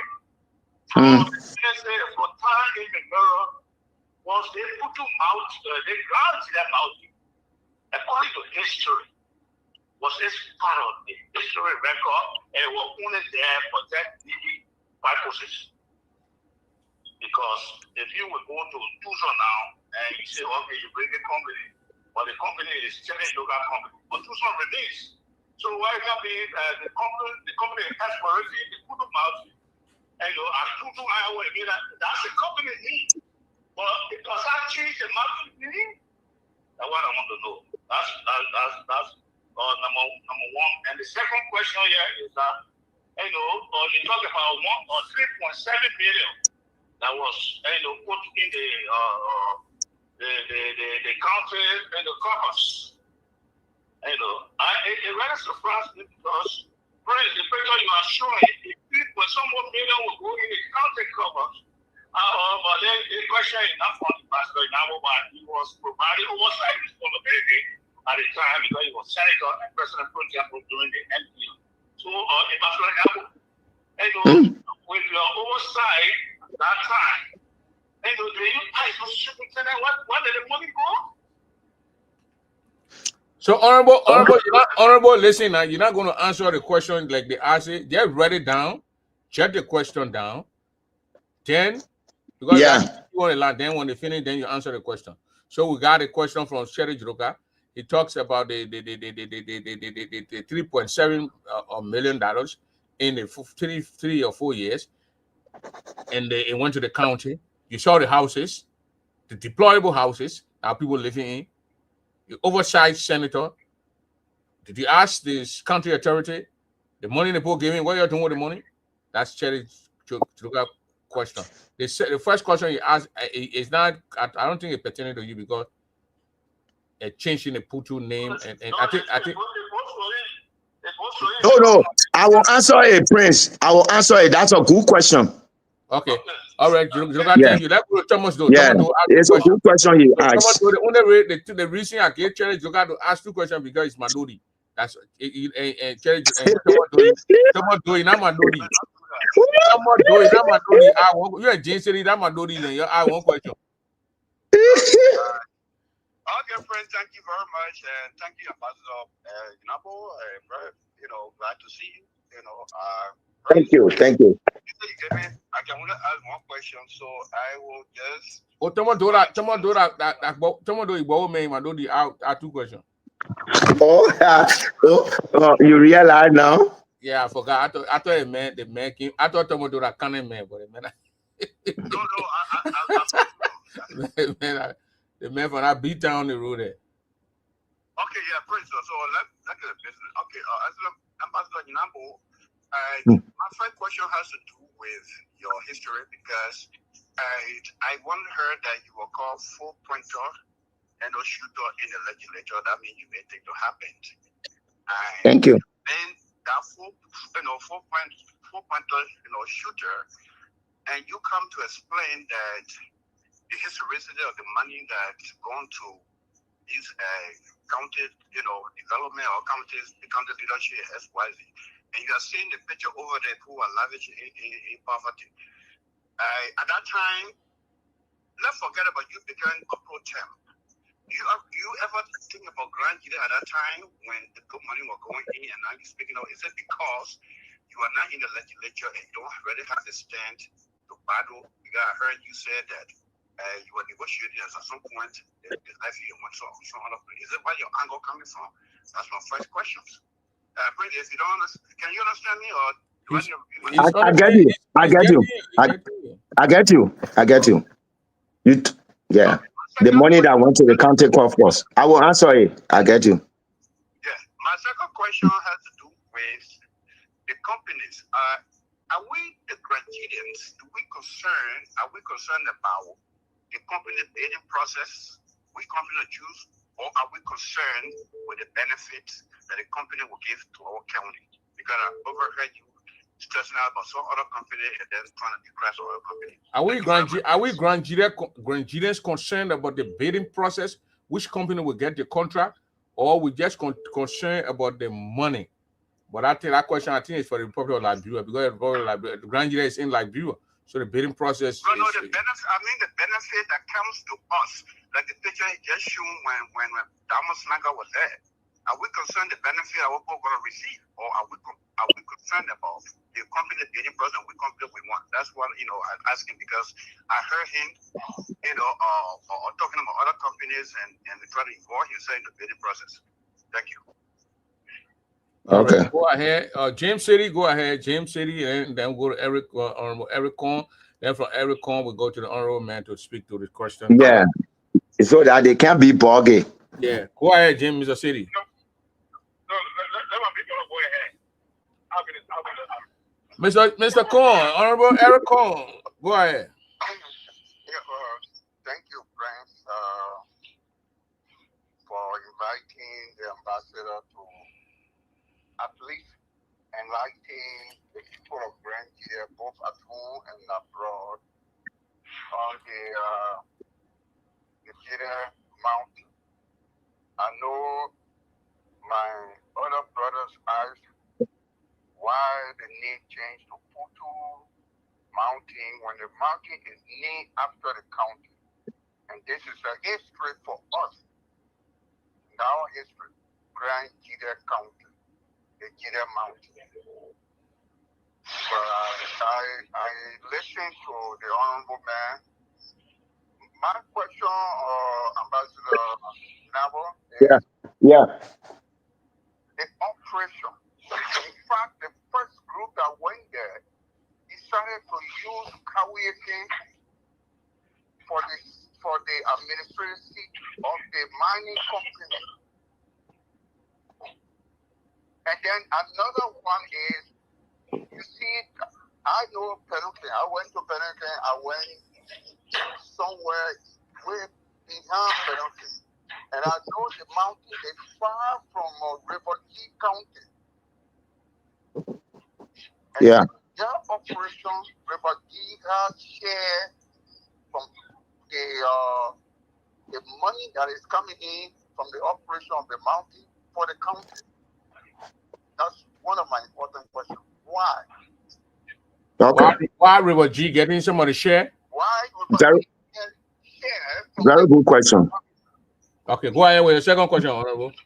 Yeah. And I know that Sano County, if the railroad is to be built, it will pass through Sano forest to reach to the port. So for Sano, I have no problem because we're going to use the operation, the transport of the boat to pass through that forest to go.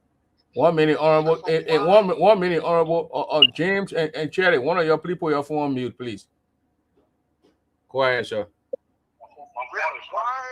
Why will the operation administrative seat of the operation of the company, why must it think about even going to Wehyee, going to Wehyee?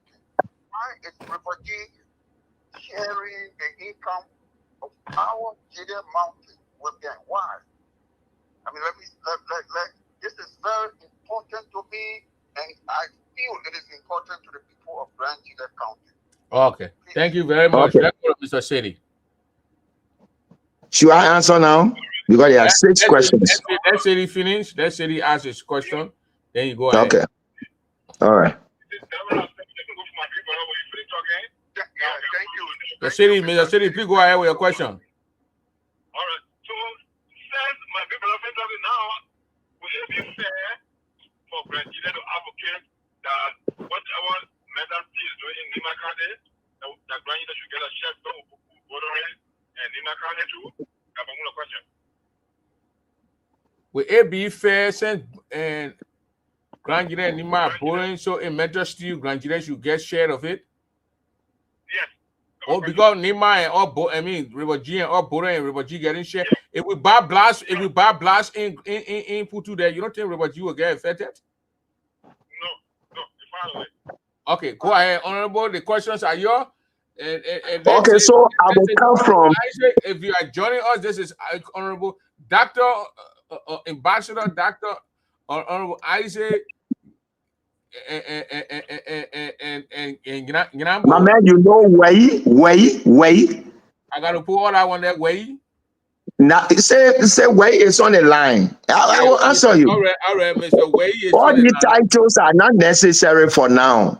Okay, We want a substantive matter for our people to understand. You're talking to your people, so the title them will Yeah, not necessary. Just say Honorable Wehyee. Honorable Wehyee is on the line. So Honorable Wehyee, can you speak to those questions?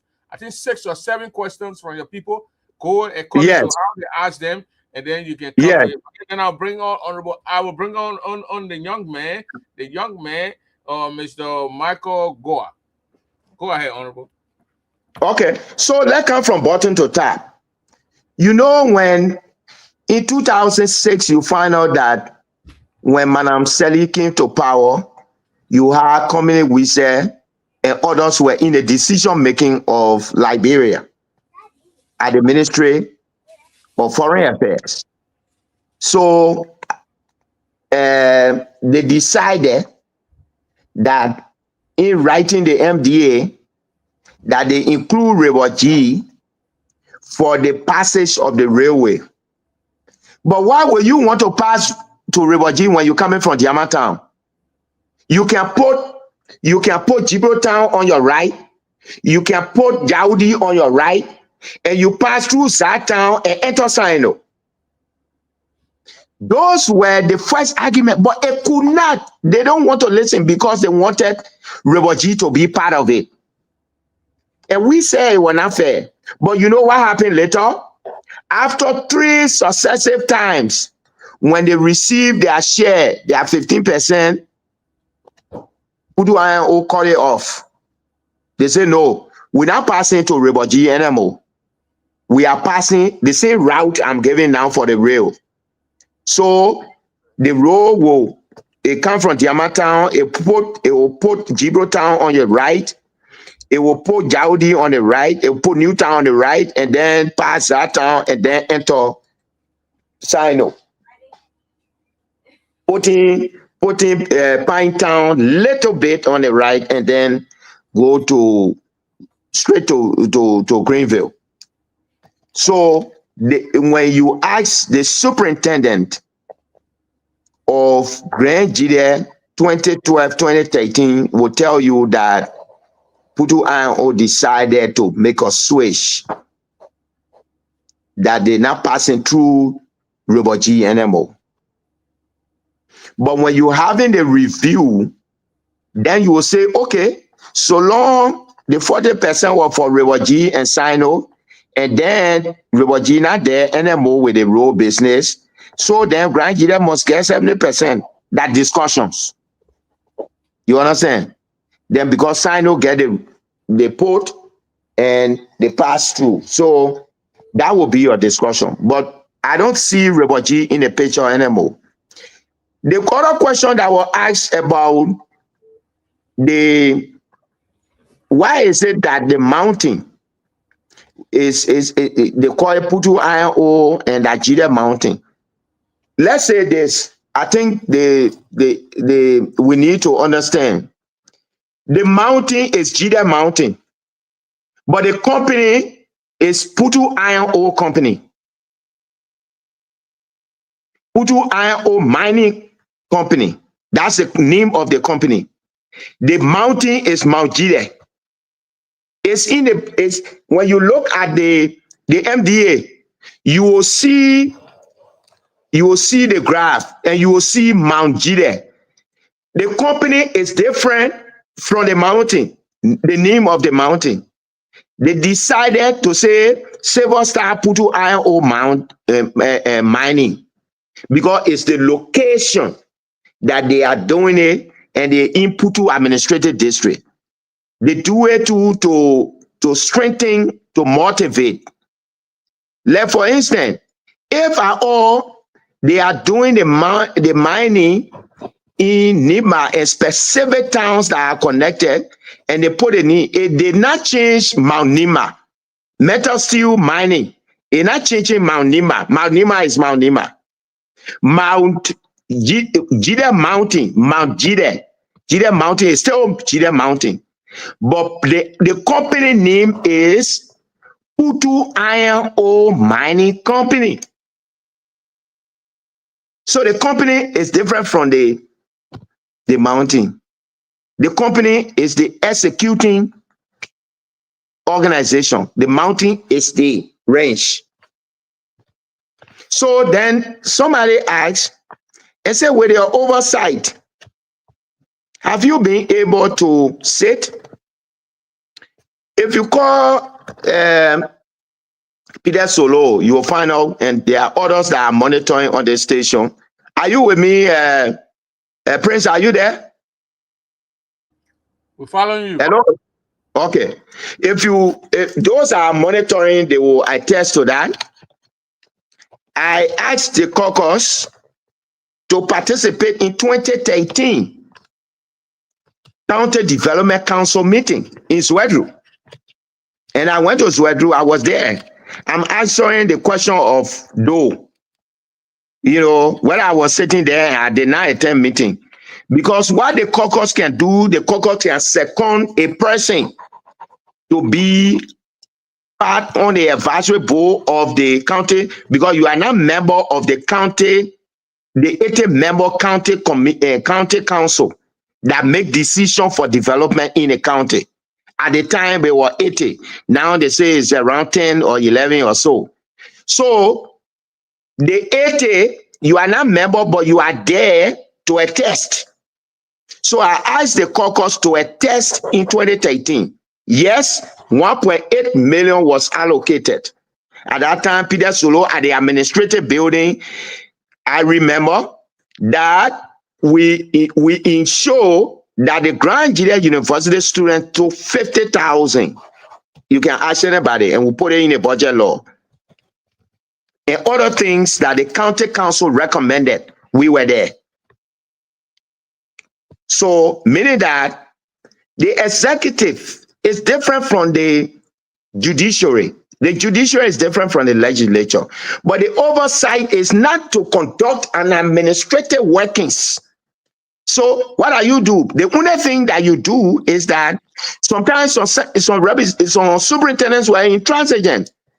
You know, they don't want to speak to any lawmaker. The only thing you do, you cite the Minister of Internal Affairs. We did that. I'm not talking about me as a person. The caucus did that on several occasions. We wanted to know, what is this? What is that? We wanted to know. In fact, GAC conducted audit there. But let us not go detail into that. But we are aware, in as much as it's brought to light and the history is open. Sometimes Prince will call a few other people, come and talk your part. You were a member of the county council. You were signatory. What happened to this? Because I'm giving revelation. So the revelation will help so that tomorrow the errors will not be made. So that's why I'm giving the revelation. And the good thing, I'm not in the government. The second thing here is that I don't get my sources from Monrovia. I get my sources from abroad. So you're not going to argue my sources. It's not receipts that I had and say the county received 3.7 million. But when you ask the superintendent, they will confirm that. Because I have the records from abroad. Because this company come from abroad. So basically that's it. So the Putu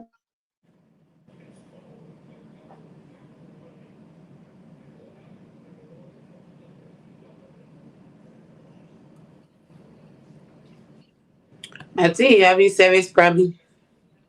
Yeah, the honorable man internet is sticking. So we'll wait for him a little bit to come on.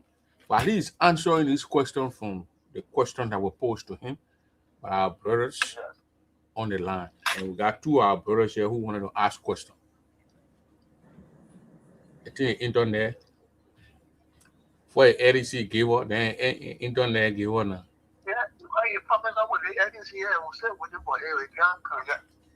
You say what you doing with the ADC?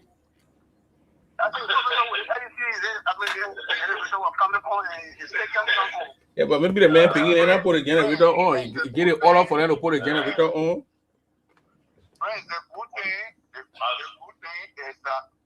Yeah, we hearing you. The good thing is that I'm a little bit happy that Wehyee is no more in the center as you have said. I'm happy with it because the first three here they have just free money. Why you got prime with Wehyee? Yeah. Honorable. I'm coming now. You know, you were not on the ground. We were on the ground that time. The railroad passing through Wehyee. Even when they blasting, somebody said, some sound going Wehyee, they put need to get something from there. Yeah. Mr. Kong, the senator, the ambassador came taking as an ordinary person. Yeah. You know, let me tell you, we were there when he had kept up there. The politics that was played, it was, you know, it forced on Grandian. Because the person at the time, Honorable? Hello? Yeah, honorable. Hello? Yeah, we hearing Yeah, you. we hearing you. Hello? You're not hearing me, honorable? The honorable want to call on the line.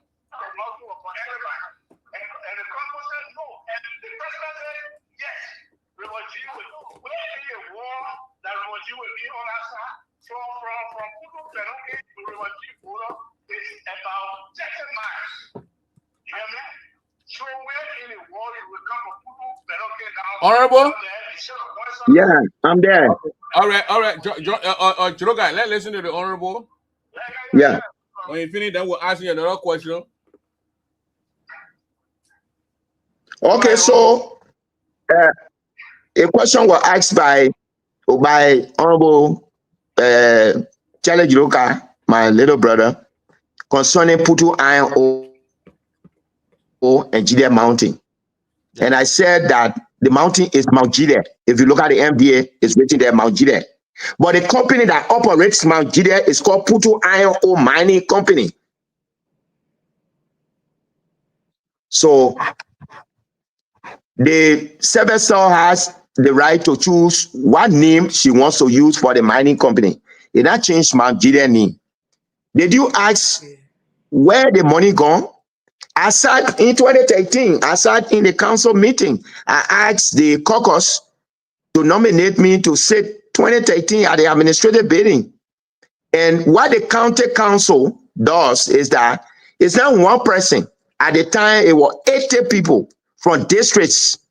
So they will sit down. When they say we got 500,000 today, they will sit down and make plans for the 500,000. And all of them will sign to the document. Because the county council was created in 2006 by legislative enactment. So it's not like superintendent decided to call 5-6 people and say can't decide about the money so that we'll go eat it. No. The county council still exists. The only thing is that the number that it has before, it has reduced. Honorable, let Michael go and ask a question and okay. Double ask the question because the internet on your side, so yeah, so they can ask a question, you get it down, then you get answer your question. No, the internet will you say the internet be stable. We are praying. It will be stable. It's only Lone Star that giving the problem, but yeah, it will be stable. I want our people to participate in these discussions. Yeah, Michael, go ahead. So I'm not rushing. Yeah. So I'm not rushing to say a late on my side now. I got to go sleep. No. If we can do it for the next 4 hours, I'm comfortable. All right. That's good. Yeah. Yeah. Thank you very much. Yeah, I want to thank you very much for coming, to join us to discuss the issue. You always been in the vanguard, and you have been doing well. Correct. You did your part, and you continue to do your part. But retrospective. Thank you. Yeah. Is mounting, and comparatively looking at the present day realities. Yeah. You think we in a way? I mean, what we saw yesterday. It's fascinating in present day reality where other countries like Burkina Faso, all politicians are way of doing business. And we have a particular thing that I was listening to you was giving how much you were giving us every year, and I was wondering based on what that you guys calculated that amount. What were you looking at? What was the secret that you were using in your calculation to have more granted that amount of money? Because if you go up and say the value of granted money or total mounting, they about 12 billion. And you give now 19 million a year of chicken chini, is 0.15% of the total value of the mountain. But the money, what money don't go to central government? You're talking about why Grand Direct got that all, but now the central government. Money go to central government, but it's not what I'm supposed to discuss tonight. Because I will not talk for the government. I want to talk and let the people of Grand Direct know what is in the MDA, so that we'll be well prepared. The worth of the mountain, the worth after exploration, prior to exploration, it was 3.2 billion deposit, mine deposit. That's what they assumed. But after the exploration, it was 4.4 billion. The 4.4 billion is from part of the foreign direct investment of 15 billion because Putu Iron Ore got 4.4, other people got 6.4, like metal steel, other people got 3.2, the bond mine, and this and this. So when you hear 15 billion, that everything into totality. But what are we getting from there? It is not me who carve, we must get 1.5 million every year. No, it is the inter-ministerial concession committee in the executive. It's not the legislature business to go and check. And what kind of document they're writing, unless you have a friend and you have the expertise. Because I have expertise in both finance, public administration, and banking. So as a result of that, I can't sit down for the IMCC to hold meeting. When they say, are you here as a senator? I say, no, I'm here as a friend, of the IMCC to see what is going on, because I come from Grand Gide. And they are also used to be on politics. That's why. Let me conclude his question. Sorry, brother Goa. I thought you concluded. Sorry. I'm very, very sorry. I'm so excited to talk with all of you. I'm so excited. So that's the reason. I'm not saying this to hold you responsible, for what happened. I'm only saying also, look at it microscopically. Correct. Correct. Our brother right here in kept money crying. Our brother right here kept, Nima crying. So moving correct. Forward, so that we can, yes. Perfect. I call it chain of custody. Yes. Chain of custody, and we are opportune to be on the table. They discuss us now. We inform us. Correct. Correct, brother. Correct. Excellent. So what I'm saying is that looking at present reality and what was done yesterday, is there any wiggle room that we can improve what we will be getting from that thing? Yeah, it's necessary. That's why we need a national conversation that will affect that Grangians will sit and have the discussion on that. My first statement, if most of you monitor me, I said this one will not be called me where everybody will take their share. They're running to take their share. So we have to make interventions. That's why you see me, I'm sending the signal out, so that the government, the people who sitting by to think that they can just take Malgide and make money out of it, and then our people suffer, it's zero, because we have the evidence, we have all the information. We can hold any information that they think they will have. We'll have it. Then we'll bring it to the people of Grangier. Then we sit down. Because things have changed for the past 15, 20 years. The decisions, the actions that were taken, the intention, objectives, and all of that, it changed now. So then when things have changed, then we also got to change. Yeah, then we can sit down, we look at other counties, after 30, 40 years of operation, zero. Then we go in our same route. And I told you people that even when they were putting the MBA together, I asked them for value chain.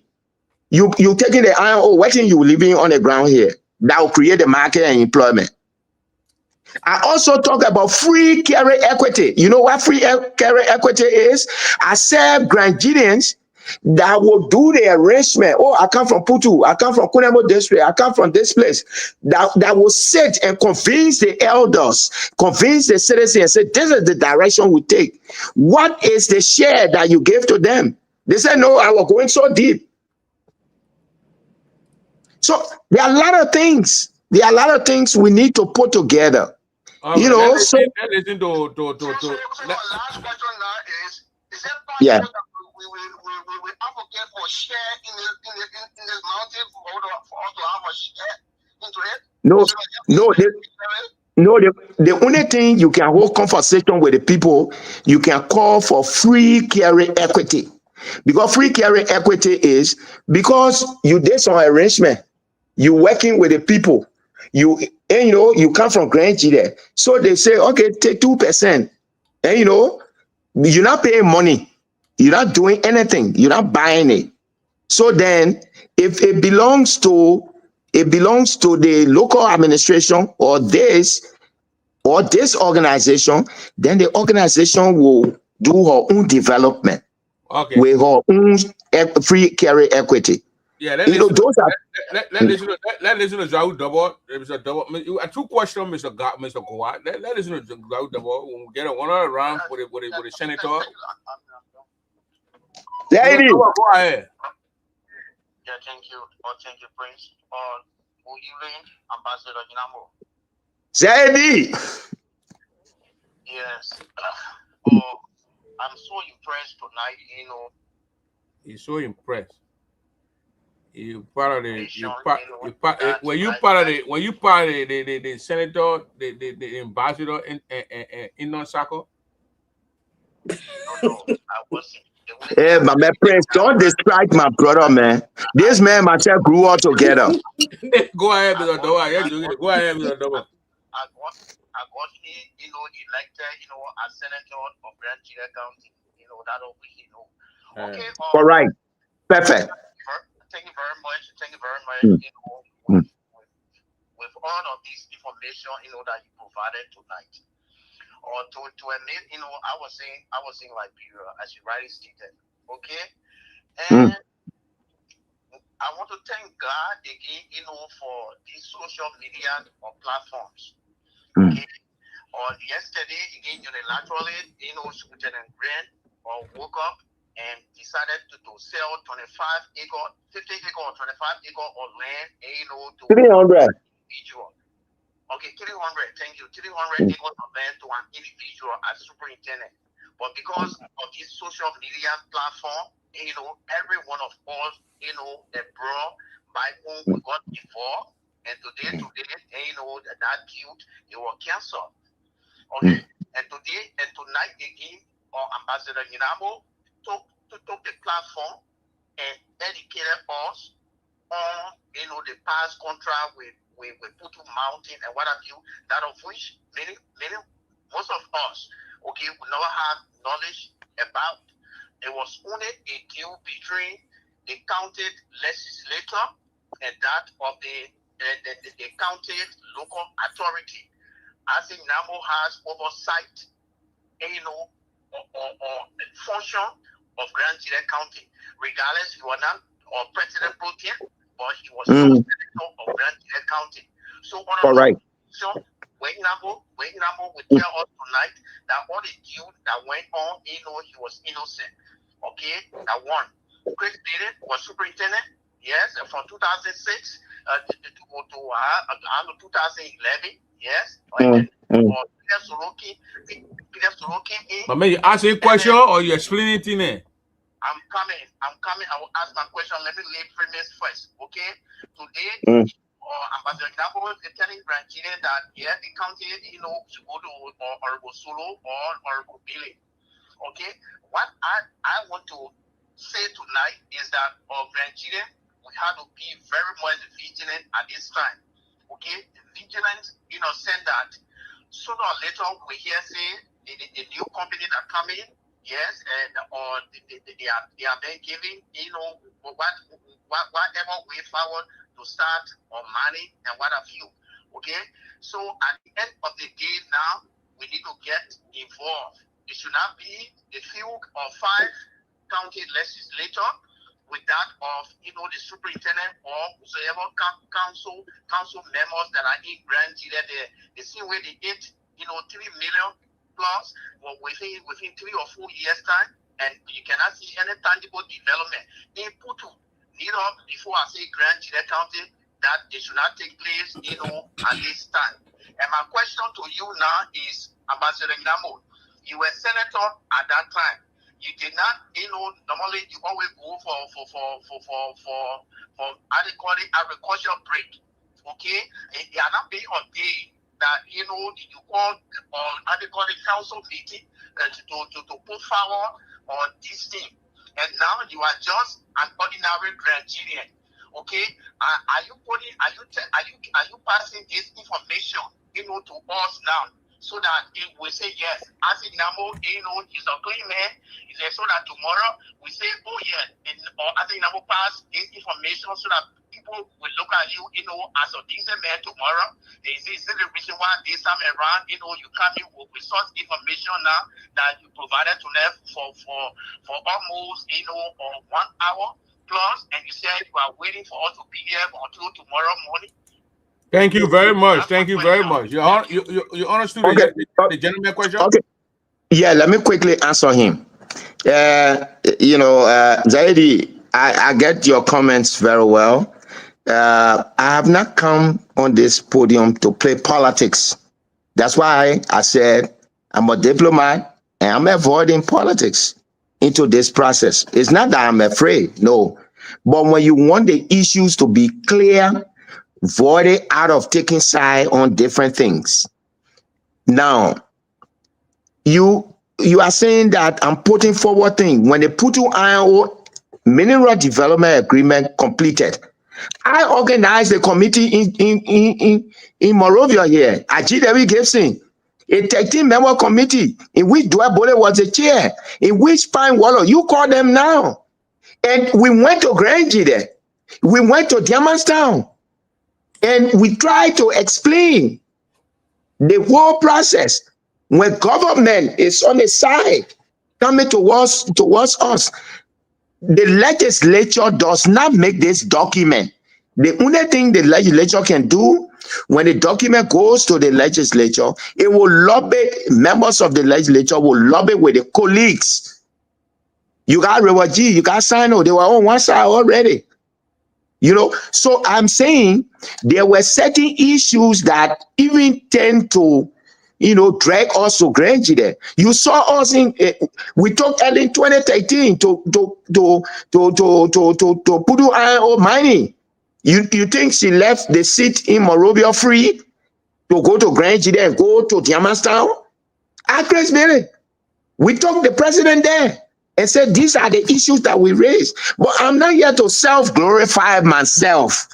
That's why I continue to say, because when I do that, it will overshadow the things that we need to know.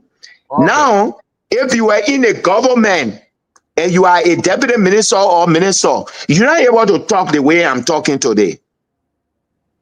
Okay. Because you seconding to the president. Why you will talk? So that go to Honorable Richard Bala. Honorable Bala, go ahead. Nyiko. Morovia. Thank you very much to talk to you tonight. Yeah, myself. One of your sessions, brother, you said you went to Kiaman Town and put you in all the area. That's a good thing. And when we were up the hill there, what we saw, we could see the Jeddah Mountain over there. And our sources, Jeddah Mountain is a range. And it's a range. 243 kilometers range. Okay.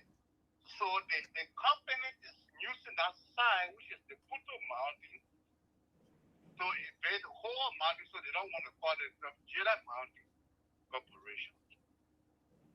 How was your visit there?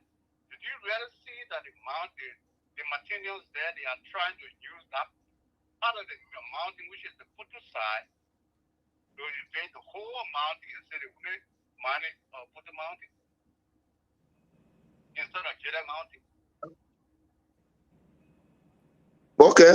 So, Prince, I can answer? Yeah, go ahead and answer the gentleman out of Iowa. Okay, so the point is, Mount Jeddah is Mount Jeddah. Nothing changed it. The company that operating Mount Jeddah is called Putu Iron Ore Mining Company. So what I'm saying, I think, it's like one mountain over there. But called Putu Mountain, so they're trying to use that one Putu Mountain to mine all the mountains there and say the only mining Putu Mountain. So my question is, you've been there. Is there only one Putu Mountain mining, or is the whole Grand Jeddah Mountain range that they are mining and they call it Putu? Well, according to the MDA, it said it's a range, as you rightly stated. But Richard, the point here is that they began the operation of the mining for 1.5 years. It not go 9 years, 10 years, 1.5 years. Then their crisis came. So nothing that people could go, even when we Madam Ellen Johnson Sirleaf, they were displaying, Chris Bailey was there, everybody, and they were displaying. But you and myself not come from the engineering place. So you needed time to look over some of the things. You know, you needed time to do a review on them. You needed time after 5 years, because when the 5 year 2015 was the time for the review. And in the review is where you look at the MDA and say, no, they want here, not correct. In 5 years, are you doing one mountain or 10 of the ranges are in here? Or are you doing 1 or 2? You know, that the revision period that gave you the opportunity. You can't look at a document that is legislated and you put your pen into it until the revision. Unfortunately for us, 2015 no revision because it closed. 2014, 2016, 17, 2020 is supposed to do a review. It closed. 2025 is supposed to do a review. It closed. The only review that we got now is 2030. But what we are suggesting is that when the new company comes in to have that chain of custody, the people of Grand Nigeria must sit and say there are new realities that are unfolded. And I'm sure that this government will do everything possible to make sure that the AMR that already got a memorandum of understanding. Because if you jump and you take another company, they will hold their memorandum of agreement, and then there will be no money for the next, from now to 2030, because 2029 there are elections. So they will hold it because the lifespan of that memorandum of agreement is 3 years. So 2027, 8, 9. You see it? So government will say, okay, proceed now. You and Seven Star, you'll come to the table. We want the people of Grand Nigeria to have the employment and others. And, you know, then the process starts. Then we will request for review. In the review now, then we'll say, this one, when the MCC were doing it, we didn't have our experts, the engineering experts, the mining experts. But this one here, what is that one range that you are going to deal with, or 2 or 3? But Richard, you and myself, we never had the knowledge of mountain, how they can do mountain thing. You know, we only know about Jide Mountain when we were up the hill there. So that's all we know. But they didn't go 5, 6 years, because revision can bring good people. That's why we set up a committee. We made Duebole chair, because he's an environmental scientist. You know, and he was doing the something for 2015 revision with a committee. They went to even Grand Nigeria, but then it was not held. And since Putu Iron Ore document signed, no revision has taken place. So basically, it's about us preparing ourselves for the game, for the match, so that we will be ahead. And when they say A, then we'll say B. Rather than saying A, then you say eh. You know, so basically that's why we brought it to the attention of everybody. Okay. Princess Pine. Give me a second. Let me speak to the audience for 1 minute. Go ahead. Ask the honorable say you should come by here now. So ask yeah. She spent 1 hour and 10 minutes before she came back. No, I've been back ever since. Oh, okay. Yeah. Please, for those of you in the comment section, respect our guest. He's here to explain to the world what you need to know. You either take it or you leave it. Don't be in the comment section insulting Me, our I'm not guest. reading it. I'm not reading the comments because I don't have the opportunity. Know yourself. Stop it. Go ahead. So some of the people, let them read the comments for me. Whether they're insulting my mom, you know, because this has been a culture right now. Continue, Prince, going to black them. We're not going to take it. So everybody is sure you're going to be black. They know. They already have the respect. So the questions here, if you got to the number on the screen, if you want to ask the honorable man, you can call and ask the honorable man. Don't kind of short here. So, Princess, you got any other questions for the honorable man? I'm still listening. You guys can continue for now. Okay. You know, we're taking our time to explain for the people. People are playing deception. They are playing politics. And you know, then when time comes tomorrow, then they say, you people who are knowledgeable, who have the history, why you didn't tell us? These are some of the things, Prince. You know, I was not commissioned to come and explain to the Crown Nation, but it is I'm a property of the Crown Nation. So, irrespective of our political divide, what belongs to Grand Jide must be given to Grand Jide. But if you don't have the education, you don't have the knowledge, how do you argue? How will you argue with the people? All this information, the company that are going to come, even though they're going to come and use the old agreement, our money that they got, they have to give it to the people of Grand Jide. All right. The people can go and do things in account. Now, first money that came that the people did whatever they did with, you can't ask the honorable man for that because you were not the county head. You were not the county head. Let's go to Bob Bida. Bob Bida is all the way from Liberia. Mr. Bob Bida, go ahead with your question. Hello. Yeah, how you doing? You getting me? I think he cut off. He cut off. I mean, these are people who in the county, who goes in the county. So we're gonna call him back. I will call Mr. Bida back.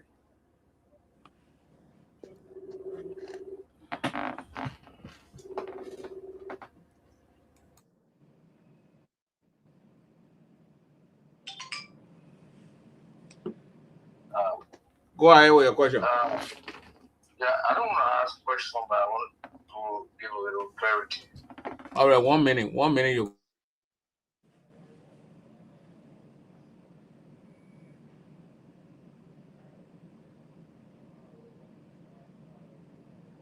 You hearing him, Praise? Hello? Mr. Bida, are you hearing me? Yeah, I'm hearing you. All right. 1 minute. But we didn't hear your intro or. Okay, go ahead, call your name and tell it. Where you calling from? My name is Moses Boy Peter, and I call from Moruya. Go ahead, sir. I just want to say that there's no name that has been changed. The name remains the same. It's just like the Himalayas. In the Himalayas, you have the Mount Everest. That's the highest peak. In Grand Jide, the Putu Range, we have 3 mountains. You see, he knows about that. The Jede, it is one. It's at the east. We have the Jito. We have the Motu. So there are 3 mountains you see over there.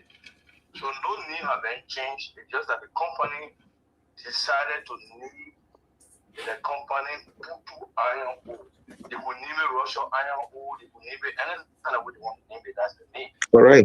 Nothing has been changed in terms of name. And then I then carry on exploration. And the exploration ended because most of the time people have visited that site. This is the clarity I want to give. Thank you. Thank you, Bob. Yeah. Thank you very much.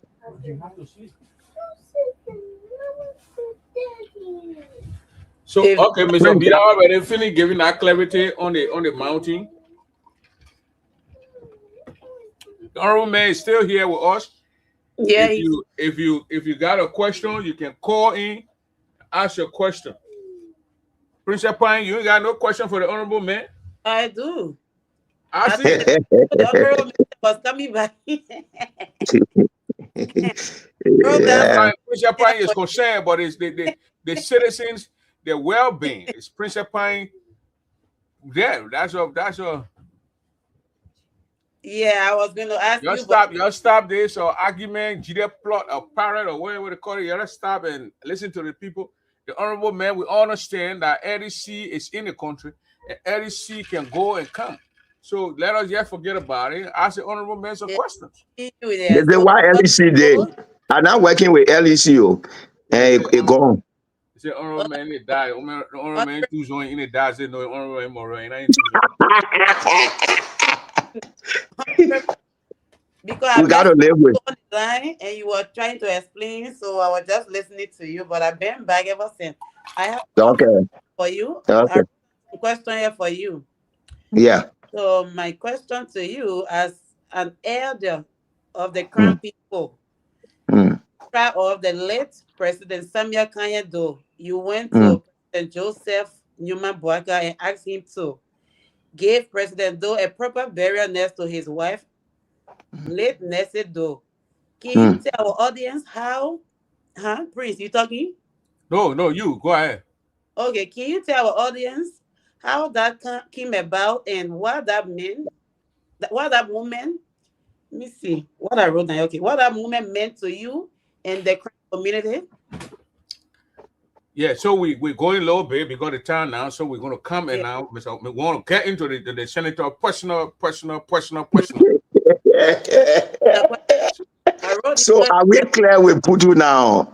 The photo is clear because the people now Yeah, we clear time with ain't the concerned. now. Uh, The people say Show your okay. you heard double statement. My Yeah. namesake, Saul Double, he said, we didn't know these things, now we know these things. So we're gonna hold our All leader right.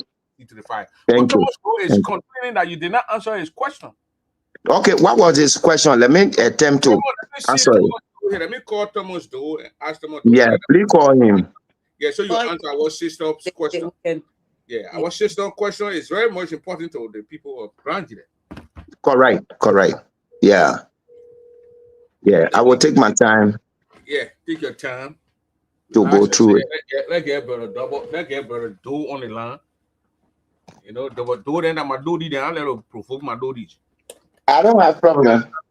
Yeah, Dodi, you say the honorable man did not answer your question. Yeah, they answer my questions.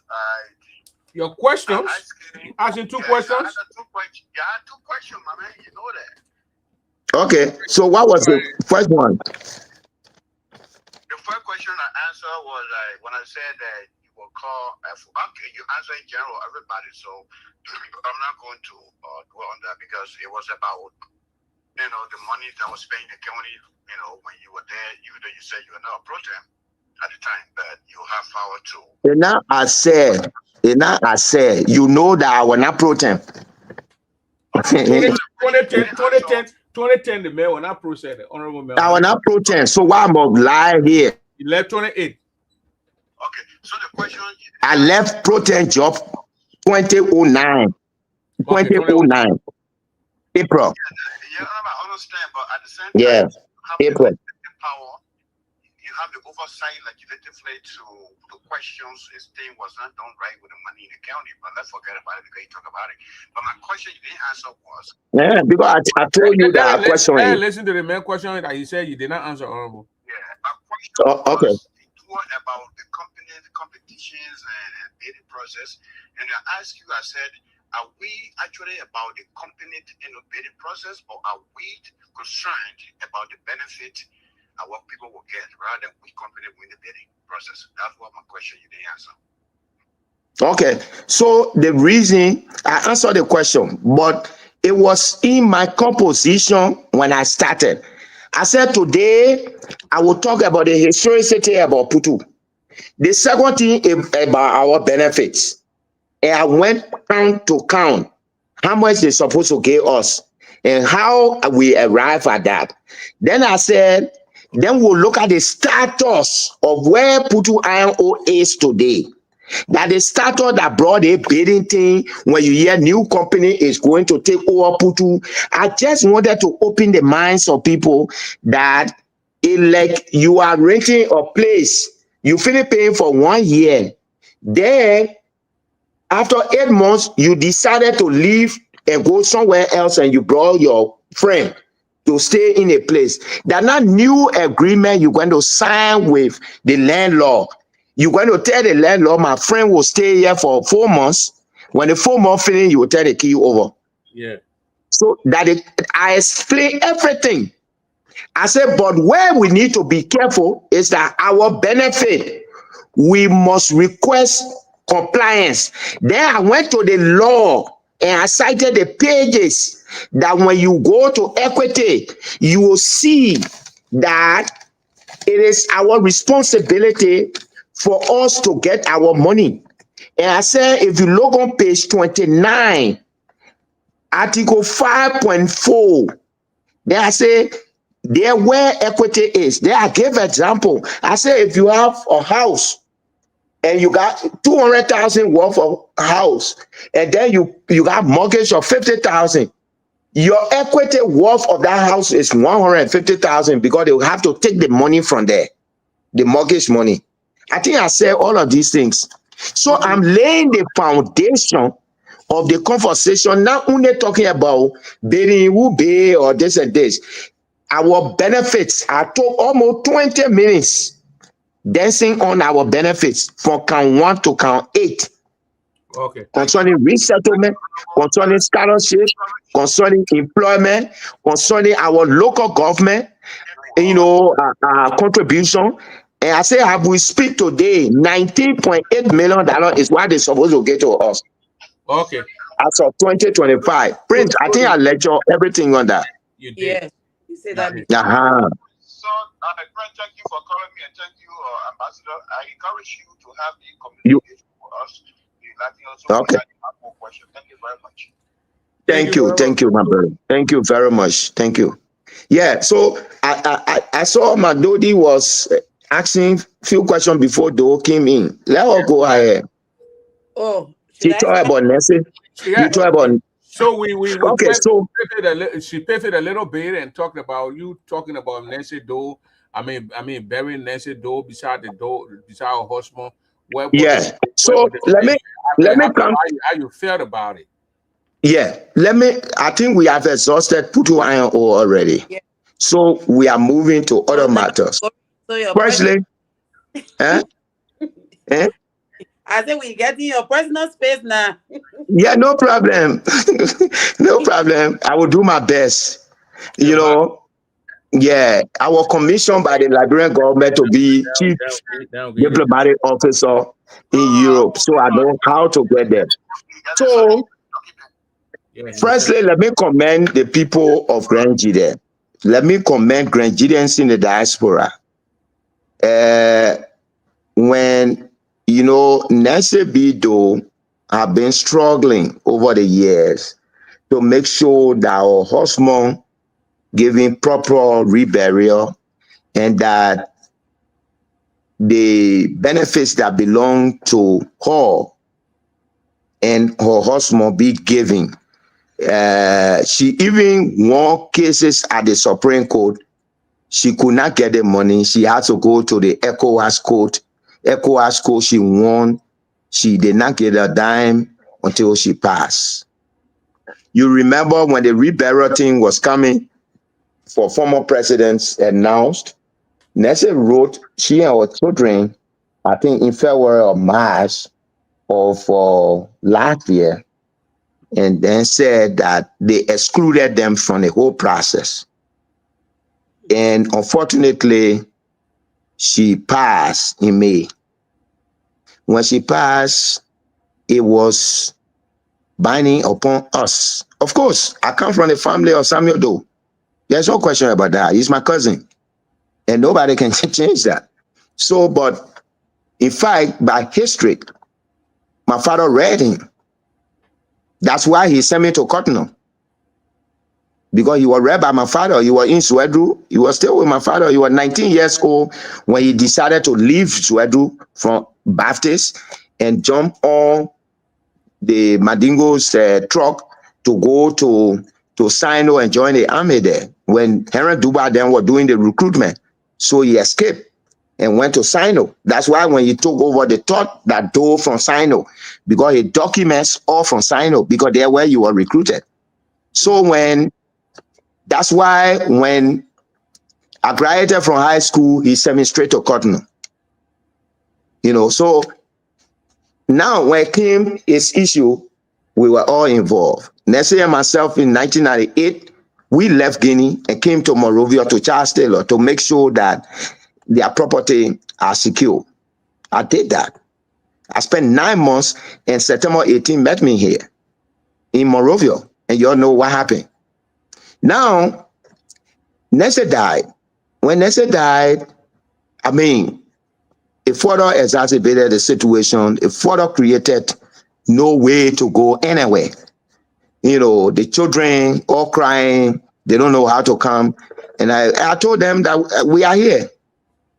We have a parable that when the tree falls, another tree will grow from it.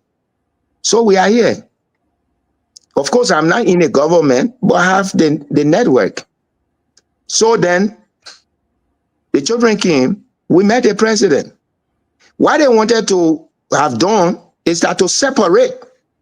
In fact, we went to a meeting where they insisted that we carry President Doe for reburial. Then after 3 or 4 weeks, then we can do Nesse. And it was Mami, Vanny, and myself in our meeting. And we insisted. And the president asked for precedent, where president and wife buried together. I gave the precedent. And they were buried in Basel. Former president and wife. Because the former president, the former president died 2 weeks after the wife died. So they say, okay, the best thing, you're buried them together. So the president said, okay, so long it is like that, I go with it. We need to give them the national status and give them the befitting burial. To leave, politics interfere, but we were not deterred because people thought that they would acquire millions of dollars on that process. In fact, to the point where they say, I took side. But hey, I was 41 years old when I became president pro tempore. And I told you that Frank Fanon said generation bring mission. My mission was to politically legitimize the Crown tribe. And I succeeded. I became president pro tempore. So when you're talking about the ascendancy clause, you say president, vice president, speaker, pro temp. So you can't say Crown people now in Liberia anymore. We did. So then we got to fight and make sure that the bodies go to Grand Jide. To the point where the reburial committee came up and said the body, Samuel Doe body will go by air, and then we go by road, and then any other thing, it can happen. We said no. We put our feet down. We said no. And the president agreed with us. And he said, look, we said, in fact, when we brought the road thing, they said the security. We said, no, we'll be there. And anybody who watched the video, you will see that my car was the only, that was the first car behind the bodies. Immediately, whether that Ganta or that banker, when the car stops, I will stand right behind it. Let the first bullet catch me first. And we did it, and we passed through, and we did a reburial. You saw the drama in Swedru. Midnight, they want to carry body to Tuzon. We insisted that it will not work. The president called and said a lot to me. I said, Mr. President, it won't work. And the people of Grand Jide stood by us. Those in the diaspora, they made their contribution substantively. The president of the Grand Jide Association in the Americas was there. The president of the Niao Association executives, the vice president for the Grand Jide Association, I say, Nyenabo was there. We even after the burial and reburial of our two distinguished personalities, I decided to use the traditional means because I come from the family of Samuel Doe. I had a feast in Niao for Nesse Doe. I kept 3 cows. Your president was there. The Grand Jide president was there. Ide was there. The vice president was there. The Niao Beatrice was there. Beatrice Swen was there. They will tell you. And Max Dessel came out. We got to give honor to people who deserve it. But it was it was heart-touching, and I want to commend the Crown people, both in the diaspora and in Liberia. They stood by us. They stood by the children. They were traumatized at 2-3 different levels. You saw some of the dramas that took place, but we were guiding the process. We guided the process until today. We can now, and people did not know. They say, oh, that empty casket they were carrying. They didn't know what we did. We did a lot. We brought scientists to check the bones. When we were sitting there, we did lot and we took all the booms. We took everything and carried. He say, oh, Prince Johnson say he burned those things. Where place he burned somebody had. Where they buried scientists, came from America. They did with 3-4 days doing digging and other things, testing the bones and all of that, and it went well. I want to commend you for that. I think more questions will come, but I'm getting a little bit nervous, and yeah, that's why it is. Yeah, Thank you. yeah, Where in the yeah. World Cup? That was all. Okay, so any other thing that we can discuss? I Go think to I think London and go get water to drink. I've exhausted you people because nobody talking anymore. And Yeah. Prince told me therefore yesterday we will bombard you. I said, Prince, I went to the legislature for 9 years and they were calling me 4-pointer. Ellen herself were calling me the constitutional guru, that you will bombard me. Now I'm seated. Honorable, when we see you on the ballot 2029. Let me say this to you, Prince. And there are a lot of questions that have been coming. And I told the people, if you look at Article 1 of the Constitution, it provides, among other things, that the power is inherent in the people. When the people decide and they say, we want this to happen, who are you to say no? You don't put your ambition ahead of issues. When I came from exile, we brought in a revolution and Taylor left the country and went to the Hague. And then a transitional government was set up. The Grand Judea University Student Union assembled and they said, go in the legislature. And then we went all over the place and we won our senior senator. So we know the demographic of Grand Judea. So it's not something strange to me. Our time, the way the media landscape is right now, the way Facebook and other things, it was not like that. But you see how things that you met and they change, it means somebody changed them. But that is not the time. A political time, I told you all my destination, that politics. So the political time when it reaches, the giants will come out. So that's it.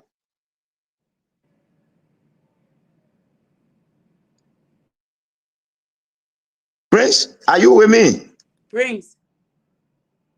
I'm muting myself. Sorry. I said when the time reaches, the giant will come out and we'll know if the senator will be the former senator will be in the race.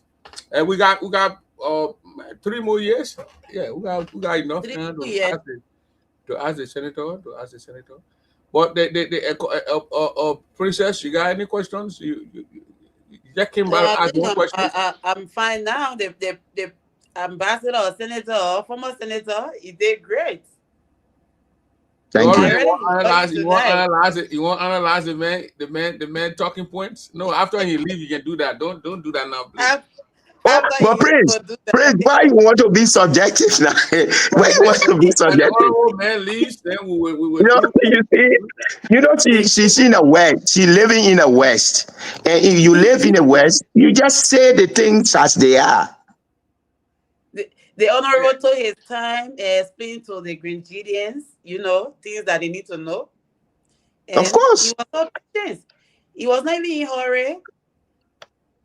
If there's some people, they will tell you, oh, I'm only here for 1.5 hours, I'm here for 2 hours, I need to go to bed. 2 hours, 2 hours, 30 minutes. So the honorable did a very good job.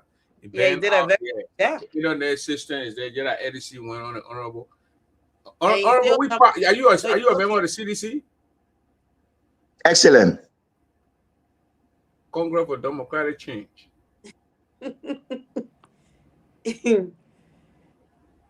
You saw me in 2023 when I was campaigning all over the county. I mean, things changed. I was in your district. Things change. We'll go to CDC. They don't flip. Your politician flips in Liberia. No, but I'm here. I'm in Morovia. I'm not in Brussels. I'm not in the government. I mean, the people in Liberia, they slip. The other one flip. Yeah, but I'm saying I would have when you see me as a minister or an ambassador in another country, then you say that. But I was in Brussels. Okay, After the election, keep you on. Okay. I was recalled, and I'm in Monrovia. Okay. And I'm speaking right now as a prominent citizen. I'm not in government, but I'm okay. All right. Because every political decision that you take, it has its own attending consequences. And we have no regret for that. Oh, but that go back to the Princess Pine question. Yeah, okay. Why though is from Tuzon? Why the body? And I just went to Grand Gide as since I was born, my second time on that road. And when I reached, I didn't even know the junction. They said, "Oh, this Tuzon junction." My beginning were in the car. I went stopped to the junction, and from the junction, I was following you online. From I was following you. From that sound, what they say, Tuzon or wherever, to the town is not far. It's on one man. You right behind the bodies. Why you couldn't just say, let us go into Tuzon and then we'll come back? Why prompted you to just go straight to Zwedru? Thank you. If you monitor, you see some of the questions are good questions because people lie. And, and now that we're finished with Pudu IO, we can deal with those questions easily. When you monitor on a map, everybody that they're recording, when every 2 days, I'll get itinerary. I went to the Ministry of Foreign Affairs that the border must go by road. And I defended it in front of the president. I said, you must ask Veronica Doe, you must ask Vanny Doe, you must ask Anthony Kessley. We were in a meeting to the president. And I defended it.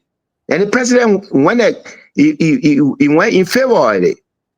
Every itinerary that I gave, this town will spend 10 minutes, 15 minutes, 10 minutes, 15 minutes. The day before departure, they call us to the president's house. We spend more than 7 hours. They must cancel the whole thing. The reburial thing, they must be canceled. I don't want to call names. So we went there 5:30. Honorable, you are a politician. You are a sharpshooter. You are getting man. I've always said getting. You know what getting me? You are crime man. Who did I call you out there and spend 7 hours? Who did? So the president sent for us 5:30. The day for the book of condolence. 5:30 they sent for us. We left from there 12:30 in the morning. The next morning we're supposed to get ready to go to Grand Gide. You, Veronica, and Vanny? I said almost everybody, almost stakeholders, whether you come from left or right, they were there. I was including Jeremiah Gaosokan. He went with us. He went with Veronica and myself. So we spent more than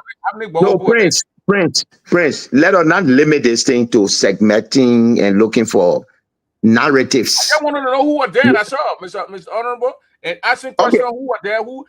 You called Jeremiah Shokani, you said President Joseph Boyka, you were there, Vanny were there, Veronica. Who else were there? Okay. So you know who were there. I wasn't there. So I would I'm not prepared to name everybody that was sitting there. But I'm saying the meeting lasted for 7.5 hours to cancel the whole reburial thing. We convinced the president, and the president said it will go on. And we left. But that has passed now. Leaders don't look behind, they look in front. That has passed. We want to write down history. The name of Grand Gide was not thrown in the mud. The name of Grand Gide was not thrown in the mud. Though was reburied, Nessie was buried. Feast was held in Yao as per the tradition. So that is ended. Were any feast here in Tuzon, in my Dodis town, in Tuzon? Not yet. You're gonna do that. And you know that though is both traditional mayor and president. Now the question that somebody asked and said that you was supposed to go to Tuzon, why I ain't go there? We reached a total, we got a call.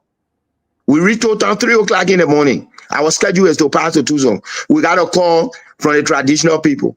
And they say, before you bring the bodies to Tuzon, you must bring 5,000 US dollar, you must bring 2 cows, you must bring 10 bags of red, you must bring oil, you must bring this, you must bring that. The first question I asked them, who sent you?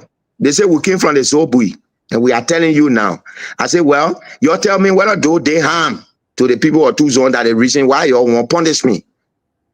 They say, we are telling you. And when I contacted the superintendent said, me, and I'm going there because I got his information already. I'm stopping. Not going to Tuzon. He said it, and he stopped to Poor Town. He never even reached to Going Town with the body. He stopped to Poor Town and turned around. I consulted everybody. Now, there were 2 things that were of concern. He's a traditional person, and they have given these demands as if we commit a crime. So now, if we get there and they seize the body, it breaks down. I reached to Zai Town. The president of Liberia called me and said, Isaac, I pick up the phone. I was speaking with the former superintendent Gale. And I pick up the phone. I said, oh, Mr. President. He said, where are you now? I said, I'm closer to Zwedru, but I'm inside town from there. He said, Isaac, I'll hold you personally responsible if anything breaks down. At that time, he are getting the information. I said, Mr. President, nothing going to break down. I'm here. He said, I'm telling you. Because I was insisting for the body to go to Tuzon. So you know the story, Prince. How do I know the story? Why keep saying you know the story? I don't know. No, but Prince, you are all Dodi and you are journalist. How are you not come for? No, you are journalist and you are all Dodi. You know the story. And by the time we reach to Tuzon, we reach to the junction of Tuzon, I was about to get down. The car that I was in, the army people, because the instruction was given, the army people hit my car. I almost died on the spot. I said anybody who was in the convoy. The door. I was sitting with Jerry, you know Jerry Gale? Jerry Gale used to be in the US. He was in the front seat. The army people hit the car and they start protecting the caskets straight to Zwedru. No command, no control. That's how we left. Then people in the diaspora, including some of my cousins, some of them spoke tonight. They say, oh, I said, we're responsible. We don't go to Tuzon. Hey, man, don't be deceptive, man. One of them, that my younger brother, Cherry Luka, don't be deceptive. Every cassette you listen to on the map, we are going to Tuzon. And you know how it got blocked. And then you still say, I say, we will not go to Tuzon. You know these things that. Honorable, 1 minute. There's a guy who called from Liberia. Let me get a name. You know, calls from the international calls. We take that very seriously because they got put minutes on the phone to call. So go ahead and ask your question, sir. Please say your name. Okay. Good evening, and thank you so much for having me on. My name is Young Pao Fonebo. Young Pao Fonebo? Yes, sir. Okay, go ahead. Okay. So Ambassador. Yeah, my own brother. So I'm a bit touched by them, but I wanted to know a few things about the Putu Iron Ore project. Yeah. You said the project was closed. The actual, was it closed or was it inactive? And if it was inactive and still open, why was there no review? Amen. Prince. Yeah. Why about say I didn't hear you? You said that the Putu money was what? Were closed, Young Pao? You got to speak out loud so that men can hear you. And why? And then why were they not review of the document? I said I over here he's saying that the project Putu Iron Ore project was closed. Yeah, it was closed. But yes, it was not closed. It was inactive. They failed to carry on operation. And so the NDA, if we go page by page, requires that the company, as long as they have the license, if they close the license, they will lose the license to the government. And so they have to keep the company open until until at such time the 25 years can pass, if they don't continue, if they don't carry on operation, then they lose the right of the license to the government. But because they have to, they need to continue to hold the license, they have to have the company operational. I mean, company active but not operational. And in my mind, when that happens, the review is supposed to still go on. Or the review of the agreement supposed to still go on? Is that what you mean? Yes, because the company was not closed. The company was still active. Yeah. Bro, Affordable. Let you answer your question now. Bro, Affordable, you know you work with Pudu Iron Ore. You were at Tiamantown. You work with Pudu Iron Ore, I know. But we're talking about the operations of Pudu Iron Ore were closed. You were working there. You are in Morovia. You're not working there right now. That we have to make the language simple. You know, it's not the technical aspect of it, but the operation of the place were closed because foreign direct investment go with trade and foreign exchange. In as much as the people cannot function, so you have to temporarily close it. The operation of it. They got the license still moving. And you know, that's why we are entitled to what we've been speaking about. And that's why when you went to the place there at the meeting the other day, some of the information, good information you were giving, but the noise. So that's why we needed a committee for those of all of us that have ideas. So we'll sit down, put it to work. You were on the ground. You were working directly with Pudu IO. You know, so, and you know, so the operation, I'm speaking about the operation, because when you say open, when they go to Tiamantown now, they will not see the machine there moving. You say you lie. That's the operation I'm talking about. Oh, okay. I have one last question for you. Very sensitive. Oh, wait. Let me ask the second question, then we'll be done with him. Yeah. Another question. I do understand before Pudu Iron closed 2014, 2015, these operations stopped the process of construction. They have expended something around 250 million plus. And I showed between that time to this time, additional 10 million or so have been spent. It's not that the company that is about to acquire the license from Silver Star going to pay that money to Silver Star because it's not operation, or there is a new deal that a smaller amount will be paid to Silver Star. Okay, so there is no, if you look at the MDA, it did not say that when you owe the people, their corporate social corporate responsibility or corporate social responsibility, you can waive some and do like this. In terms of equity, it's clear in the deal. So I don't have the evidence that they have spent over 200 million. I don't have that evidence. I have the evidence that the exploration, they did 30 million with Ora Africa. Then another area with government payments, because it's spread out in there, they spend as far as $7 to $8 million with government. They spend as far as 3.7 million with us. They spend in other areas. So if you calculate all of them, and then they let the man finish now. Let the senator end. Yeah. Okay. Just go on the web, pull down information on Pudu Iron. Yeah. The project, the project changed 2 times before it got to Silver Star. It was first with Richard Tobol and his group, who sold it to. I said it. For $122 million. $122 million that Silver Star outlay were acquired the rights for Ora. Okay. And because I'm aware. I stated all of that. The Manuel River Iron Ore was the parent company.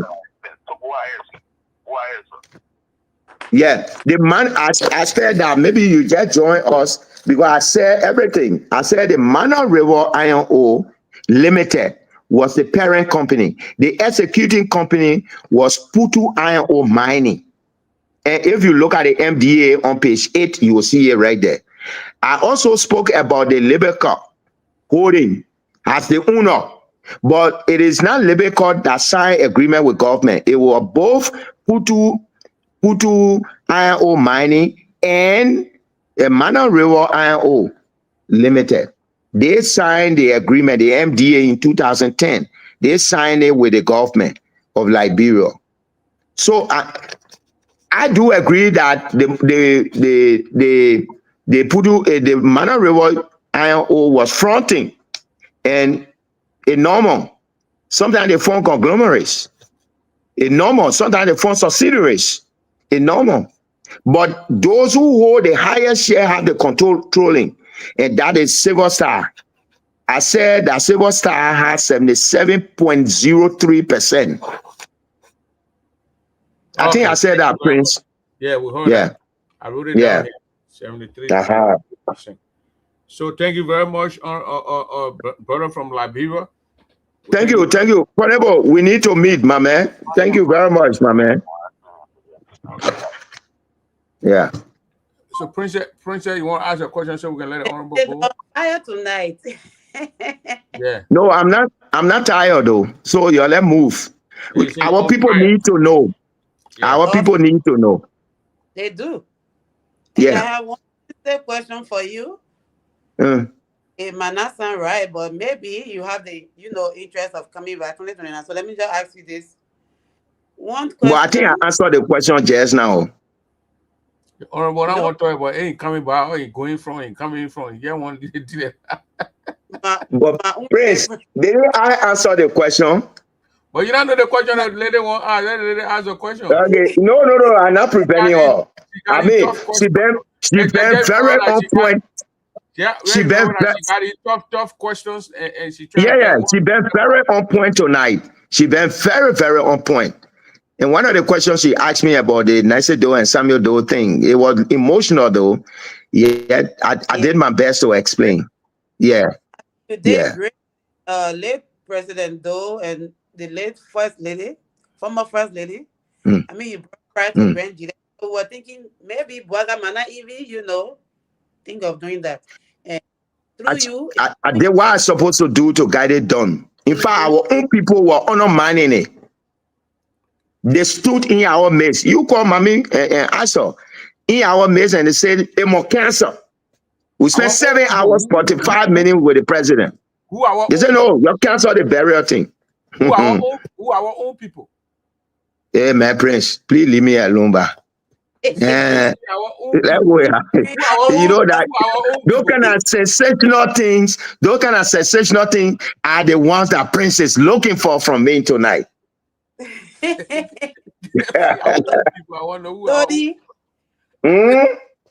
Doing your service as a senator, people were saying you were sharing private, information because you were very close to the president, Sally.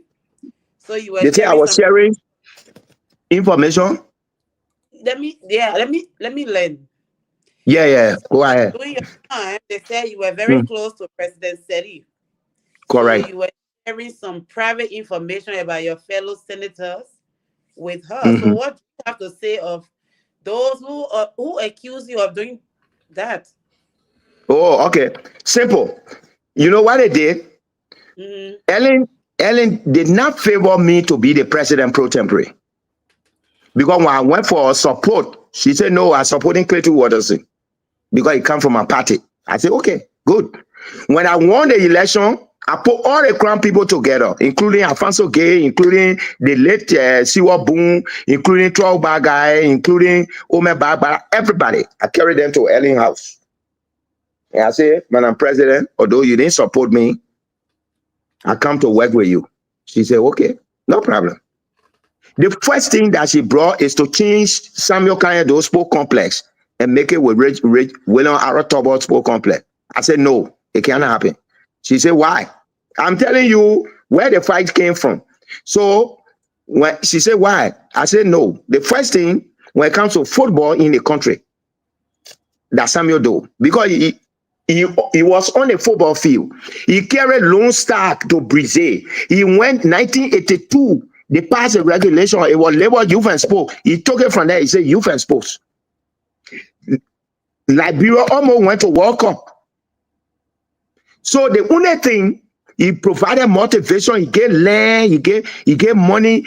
The only thing is to give him that credit. And you know, after the war, they don't want anything to be named after Samuel Doe. I just want to be honest. That one was a standstill for almost 3 months. And then, with the help of Edwin Snow and others, because you were speaker, and then they left it. That's how you have this Samuel Kanye complex today. It would have been Richard Aratobo. In fact, they changed shuffling to Edward Bayan Kesseli. The hospital interpreter was Jackson Fiado. I think you know the story. Mm-hmm. We stood up. The second thing again was Epudo IMO. I told you that 4 issues for 2.5 months. We stood up on the issue. And to a certain point, she said that I said, don't want to cooperate. And then majority got to take the lay. When she was going to Grand Jury to inspect, she said, although you won't cooperate with me, I'm president, can't go with me. And we went to Diamantan. Look, a lot of things happen. You know, in the legislature, when people say when you're in the legislature, you're not supposed to know both the law.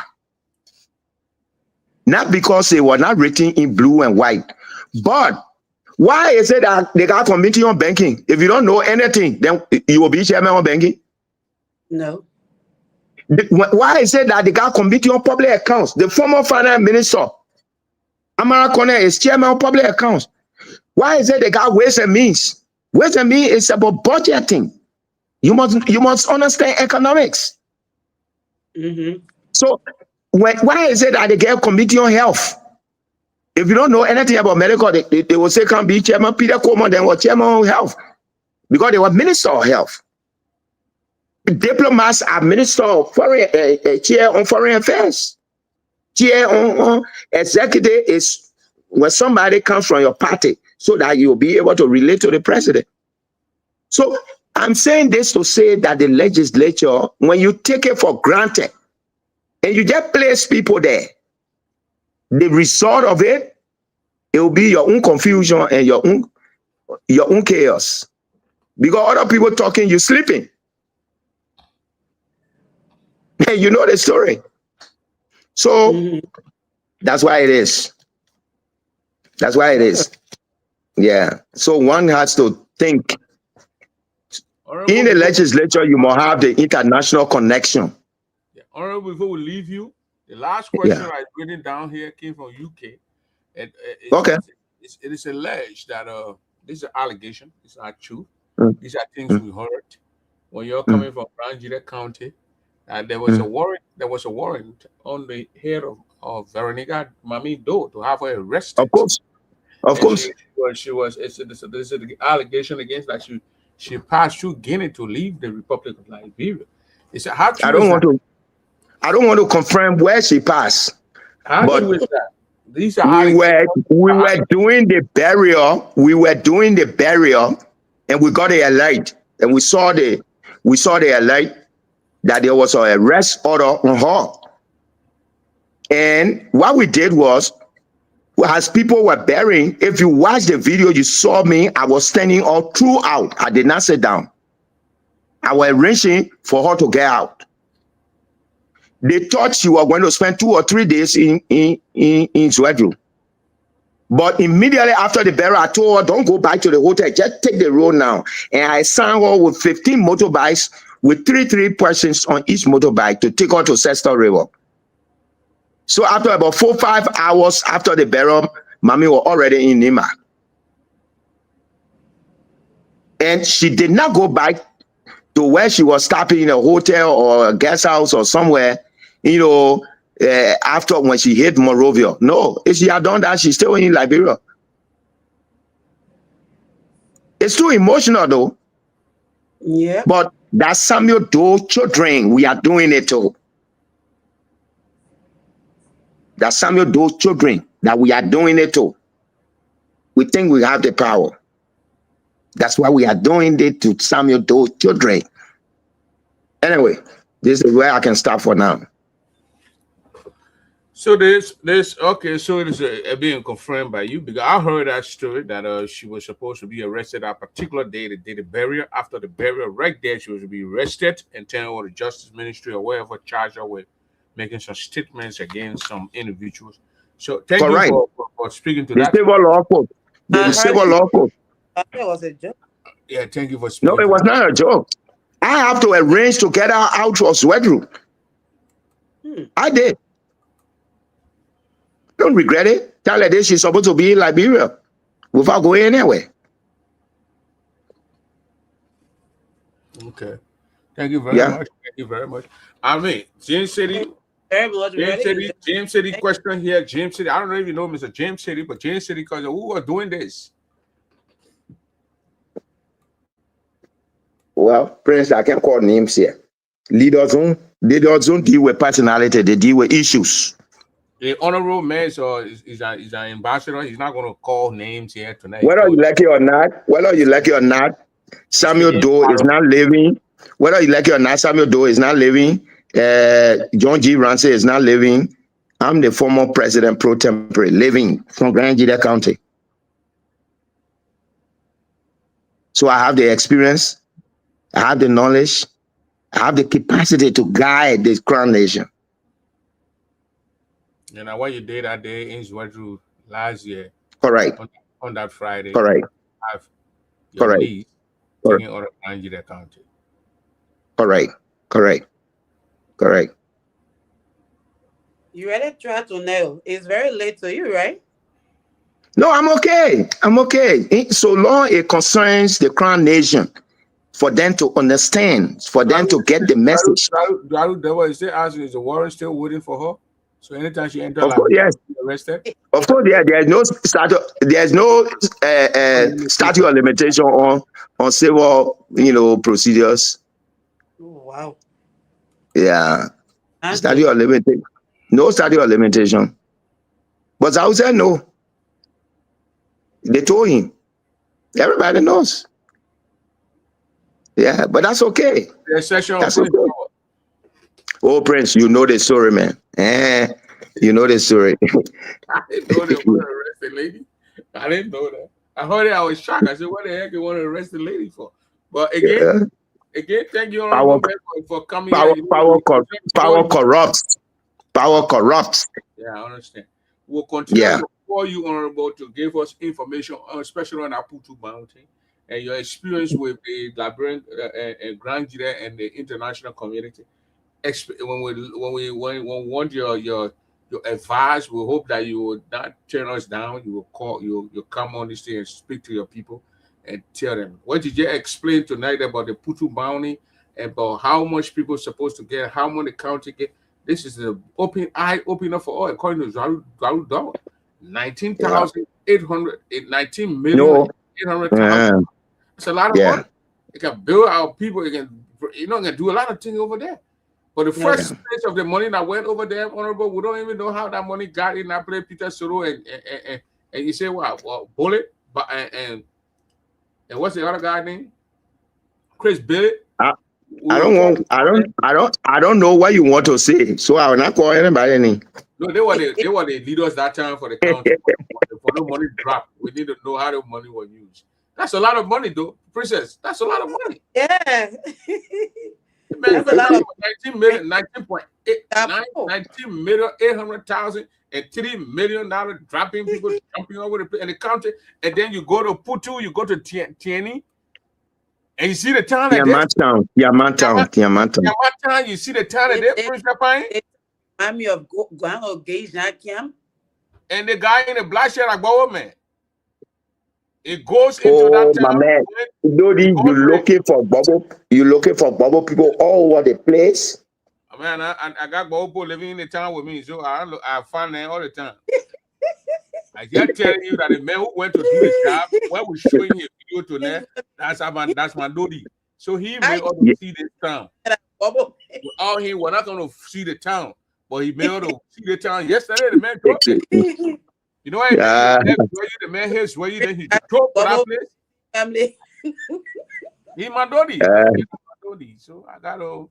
Oh my God! Trying to carry the body to Tucson from the football field. That Gene City, you know Gene City? I should. About it. Ambassador. He said that net they were wanting to steal the bodies and take the bodies to Tucson. They were wanting to carry Tucson, and they said they carried it. Anything they carry to Tucson, it can't come back. Leaders guide nations against collapse. You see the other Tucson man, every day. He said, I'm going to lead it to Bao Pueblo. Bao Pueblo, I'm going to then he said, I can't lead it Pueblo. I will leave Bao Pueblo. I saw you. Gene said he wanted to know who wanted to tell the bodies. Well, when you want to know, you will know. Because it was in the public. He won't know from you to now.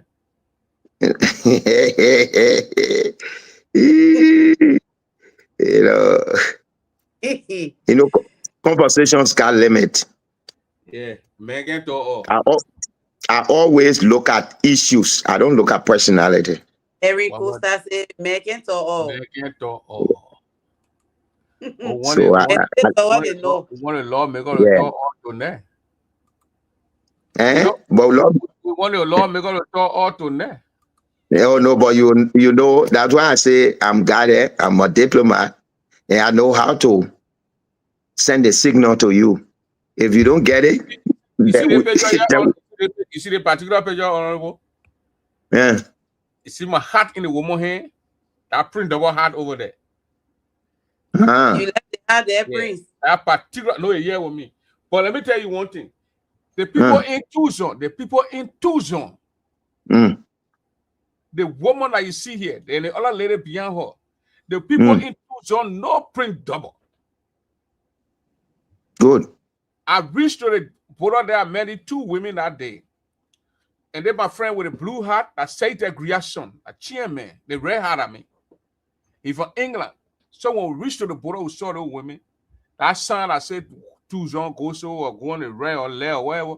When we reached there, that man, when we got down to take picture down there to enter Tucson, this man said, he and the woman are talking, he said, oh, you're from Tucson? The woman, they say, yeah. He said he's a chairman. He told the poor that he chair, I think he from Kumastan, a man from the big Bonekin on the road. So we were lecturing. Then for me to show my mother, I know I did. I told the woman, I said, I couldn't man. I said, I'm from Kuremo, I'm from Seibo, I'm a Kuremo man. Then the woman who told my heart, the woman came to me, the woman said, you who? I said, I Kuremo man. The woman said, you sure you Kuremo man? I said, yeah, I Kuremo, I'm from Seibo. Then I started speaking Kuremo. The woman, yeah, she jabbed my heart from my head. The woman said, get my hat. Then the guy was driving for her, my picking for a couple guy, my brother-in-law. And then Gio Griana, the guy with the red hat. The guy said, "Pray, you can't rush on the woman to take your hat from the woman at Lodi. You got to drive the woman." So now we start begging the woman to. We talk to the woman. The woman said, my man Gio brought $10. He gave the woman said, no. She dropped behind. Then her friend now standing behind the woman said, don't get it. Then I said, oh, my hold it 20 and give my hat big. Then she gave my US, that's a big money. But the woman was using traditional me. I didn't know until she used it. So now I know now when I go to Bowo, I will not be telling the poor, I will not be getting poor, I tell the poor, I couldn't go because the poor take it. No, you must be looking for Bowo, what a place. So Prince. They'll get the last time they'll get it 1 or 2 minutes. Yeah. Oh. The honorable internet going off, but we'll gain the time to conclude. No, the men did well. Since I'm not 6 p.m. your time or 7 p.m. your time. The men did well tonight for you to be on that long. Yeah, well, yeah, getting your time conclude and yeah, Uh, and oh man. are you there? Yeah, well, yeah, Yeah. honorable. We'll get Okay, your very time good. to conclude. Yeah, conclude. But I just Yeah, gain my experience with my Dodi. The yeah. woman used to keep That's a on good me. thing to do. When I told the woman say That I print the word, the woman said no. The print the word will know in America. So I said, but I don't print the word yet. Then she look at me for long. She said, you sure you print? I said, I'm the print double. She said, okay. Now she check, I Like, want to check my heart from my ah, okay. So Roland Prince, Dia, let you me. say you want to talk to the honorable man? oh me. Oh, Roland Dia. Oh wow. Like the dear. Good evening, Ambassador. You gotta speak out loud. But speak out, my man. yeah. And good evening to Prince and Princess. How are you, Mr. Ambassador? I'm doing good. I'm doing good. Thank you. I'm doing good. Thank you, CM brother. And then, Yeah. while you completed your PhD with University of Phoenix, right? Because I saw your name, said it you are doing your dissertation. No, I didn't complete it from there. I did a transfer afterwards. Oh, okay, yeah, because I was. Yeah. I did some work there. I went 1.5 years with Phoenix in Arizona. People? I went. I said, I did 1.5 years with Phoenix in Arizona. Exactly. So, Yeah. You follow me for true. You follow me. I even did few residency with Temple University too in Philip. Exactly. So when you Yeah. like, it's like at the University of Arizona here, right? Back in the 80s, we had it over the called Nyanu. He did, I think, civil engineering. I saw his name in that too. So it's not like I'm passing around researching our people, but when you see some. No, it's a good thing. It's a good thing, brother. It's a very good thing. I thought you John Martin Colley. No. I must say, I'm a young scholar now from Benton County, so. Thank you. Congratulations. And that's a good thing. In French, we say devancier. When you see a devancier, you have to respect them, and then because more people don't know. Thank you. They're just passing around looking for jobs, so I just want to say congratulations. So you speak French? Yeah, I do speak French. They begin one of the school in Arico. He speak better French than me, but he telling people say he can speak more French Vous than me. parlez français? The man I speak Ajame French. No, man. He speak better French. The man speak Cocody French. A plateau. No, but Cocody French, then I go French now. Yeah, You not say the man speaking French from you not say the man speaking French from Yepougon. You say Cocody. So we are in Yepougon. Let's speak good French. You say the best speaking French from continent in Yepougon. From Kute. Yeah. Prince, we usually tell people we speak the real Shakespeare. We speak Shakespeare and Molière. Molière are French and Shakespeare are English. So, That's it. I just want to say thank you for the knowledge. Some of us, we grew up over there. We grew up and we came to the United States, and then the whole thing about Jamaica. I was in Jamaica. I went there. I was so devastated. I was, Grand Crew stopped by. I saw the place. I said, wow, do we have a mining company here? And what people are leveraging in it. I just want to say thank you for the knowledge. Most of the time, come on and impact the knowledge into our people. That's good. That's what some of us we need. We cannot pretend to know all. Some of us we are through a lot. And You're right. The Nehemiahs, most of the time they will bring that people on and that people will explain. This is not about politics. No. We can learn, and tomorrow some of us we will be able to take on the relay. Before I end, Princess or my sister, I know most of the time people they don't do research and they like to just say things, especially with the Liberians. I know some we say, oh, Costa came out and say, Megan say, oh, Costa, he's a pandemic fraud, he's a plagiarist. The man who said Megan say, oh, it was the late President Siaka Stephen or Semelion. When the I see. President Canyon Doe sent Minister Bowley to Sierra Leone for some negotiation, and Siaka Stephen told Minister Bowley that my son, go tell my son to that when man says son, he can leave son. Man can do all. Okay. Start listening to that and Costa came all around. Yeah. So let's do our research as Liberians. We can just be we are not academically powerful. Like Costa is not. Costa and just went to school, they came to America, but Costa they are not powerful, you know. So we can be coaching. Before you coach somebody, you need to give the person the proper credit. So they need to Siaka Stephen because it was the former minister, this former councilman George Bowley who quoted Siaka Stephen. So I just want to end there. Thank you very much for taking me. Thank you. And I look forward to all the time coming in to engage our senior comrades. Thank you. Okay. Thank you very much. I know Prince. Prince, please give my number, my WhatsApp number to him. And I mean, these are people that we need, for all of us to share ideas, the ideas that will help our people. So I'm so impressed with his own presentation. To say thank you very, very much for affording me the opportunity to sit on your platform, Prince. And as a matter of recap, yes, the MDA that was signed into law in 2010, September 9, that MDA still stands up to 2035. So the chain of custody we're talking about now, the company that has already signed memorandum of agreement with the government of Liberia, they call it AMR, which is the African Metallic Resources, that signed the agreement. We anticipate that, in the course of 6 to 1 year, it will be able to commence activities, and we need the best brains to come and for all of us to get together and look at our side of the composition, our side of the issues to present. So we should not worry about their side. We should worry about our side in as much as we got a law that protects us. So let's do that. So as a result of that,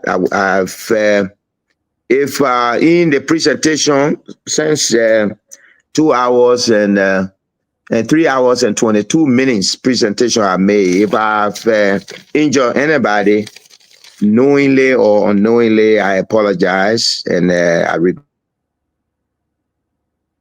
that.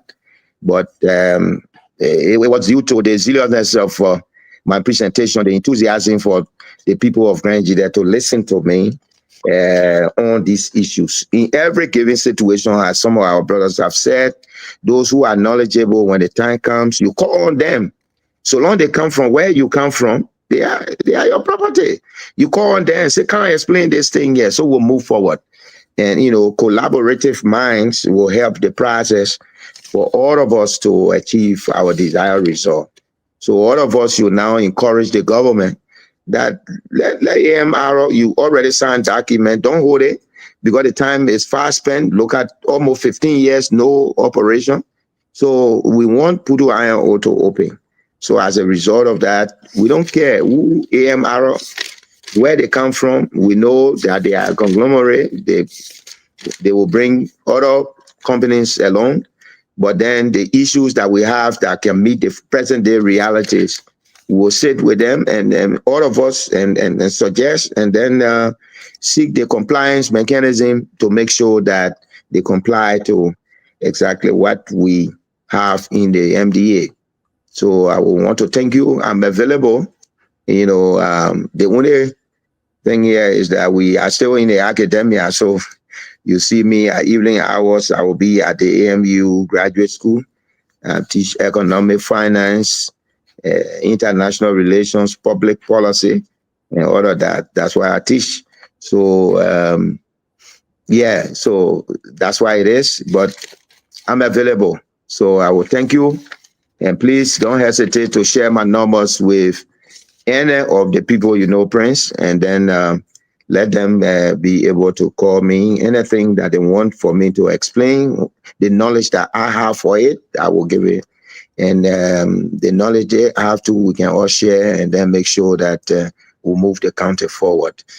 Sometimes when you have limited information, you have doubts, you have big criticisms. But when the information is put before you now, then you know how to proceed. So I will say thank you very much. Thank you, Princess. You also did well. Although some of your questions you withdrew them, but I think we will meet again. And then I saw Prince that Sunday meeting at the church, but then he came closer to me. Then he turned around and went back in the midst of people and sat down. And when the meeting ended, and and the meeting ended. I wanted to observe. I didn't go a question. I go observe and see how people ask Yeah. questions. But you see, that's what Charlie Yuka was saying. That meeting was intended to make our people to understand. But the noise, and secondly, they say each person 1 minute. When 1 minute, what will you explain to people? Yeah. So that's why we didn't get most of the information that Next was time required. But when they're doing this meeting, they have to have government official, past leader, neutral people. They got pretty brilliant people in the university, like bro, who can moderate those things. So you yeah, have a so former superintendent saying not doing it, it's gonna cause a lot of trouble, But next time, I think they need to learn from that, and we self too can tell them that neutral guys can do that. You got plenty of guys from the university, put from the areas, can moderate the thing, be the MC, be this to do that. But anyway, thank you, Honorable. Thank you very you're much for welcome. coming on. We'll call you anytime to talk to your people. We hope to do You're this in welcome. the daytime where we're gonna have more lights around the area. Thank you very much. You already know the clothes. You already know the clothes I wear, so there's no need. Yeah, You went 1 hour 45 minutes with the clothes that I wear, so yeah, we have gone 3 hours and 26 minutes. So yeah. I think it's enough. And then I say thank you very much for giving me the platform. I appreciate it. Thank you very much, Honorable. Thank you very much. Good Next night. time, Good I night. Good will try morning. to Good see night. you. Yeah, thank God. Thank you, and God bless you. Thank you. Uh, so that's the Honorable there. He came out here 3 hours and 26 minutes. He was not afraid to answer questions. People call in and ask the questions. He explained himself, and he did a lot of talking tonight, giving knowledge because he was there when those things were signed. We need more of them that were there. I remember that day when I went to the meeting. They had a meeting at though that meeting was canceled, but it was scheduled. We went there that day at or how you call it, this guy, man, Grady Addison School, out of Barrick, the BTC Barrick. So we went in there, and the former superintendent, senator from Grand Gire, Sano, or wherever he was there, I saw him that day. I saw Honorable George Dwyer. I saw a lot of guys there. I went with my cousin Sherry and Katie Sherman. We went that day. She told me about the meeting. I didn't even know I was sitting there. It was 2010. She said, "Oh, they're having a meeting. Let's go there." I drove there, run around the town market area, and their meeting, the meeting was canceled because I think the honorable had to go somewhere that day to call him, and he had to go. So the meeting, he called the meeting, so the meeting was postponed. But there was a tension in there. There were people arguing. This is my first time going more ground people since the war. I was just watching, and the next, and they were just arguing everywhere that the contract was not okay. This not in there, and I remember the question what Honorable Dwyer asked the people that they said the guys will build roads. They said that the city will build roads. What kind of roads they're going to build? How many miles? How quota? Just they got going to pass something, and I was in the back. I was listening, but these things are they need to be done most of the time where people will discuss these things. Look at it. Look at it. Look, you want to tell me? Let me see. Let me see your place here. You want to tell me the people going to go to Grand Gila County and go to that kind of place? They would take. They're talking about billion. They're talking about million money. And you see the kind of building the people living in. They sing the kind of more houses. Look at the old man. She will not eat some of the money until she go call her. Look at the people. Look at the houses. But when you hear the money not coming from the place, when you hear the money, and when leaders will sit in Monroe, they don't even go to these places to see the people area, how the people live. And they say they negotiating in Monroe. I heard they say Kayo Bara is on the Sunday. When they go to these places to go see what the people going through, how the people living their lives. Look at the town. You're taking millions and billions of dollars from that kind of place. I heard Mr. Goa talking about 12 billion in the B. In the B. In the B. You know, then when you use some of the water and they say open a room there. What you call room? This is not room. You use water now so the people can understand and do the right thing. $1 billion and these guys are sitting in Monroe and wear coat suit, get out with coat suit, I wear to them and discuss the issue and I don't even know why going over there.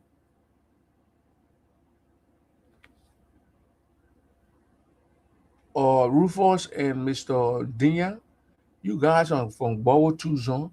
We're discussing grand today. Let us be safer tonight and stop using your voice. You guys are brothers. Go kind you guys are brothers.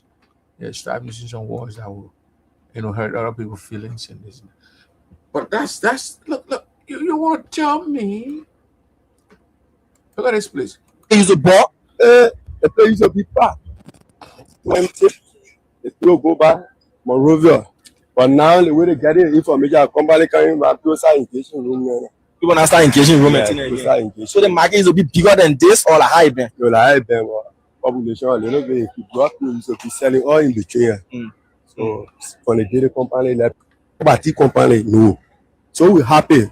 We want company to come. All right. Even today, company come, you can see people how they jubilate from the down of the town to go. Even for all around Kutu now, then you are. That's all we do. Actually, I was told that that tree is named after the town, so that's the Tiaman's tree. Tiaman's tree down there. Yes. The big. It's very out this area as well. The survey on these mountains did as far back as the 1970s. So this is the Tiaman's tree. So the town is named after the tree, or the tree is named after the town. Okay, so the town is named after the tree. So Tiaman tree, so it's huge. It seems that the tree is providing protection for the town because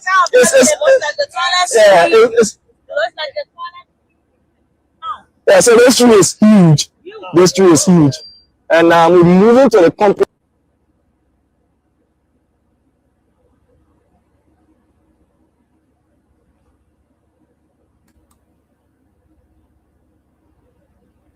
Now they play what they're taking all the money and play from. Look at the people living in the places. But this is it, gentlemen. That's how we're going to do it for tonight. We're going to shut it up tomorrow again. We're going to have another show tomorrow and talk about. I'll show most of this. I will show the people. The people need to know these things.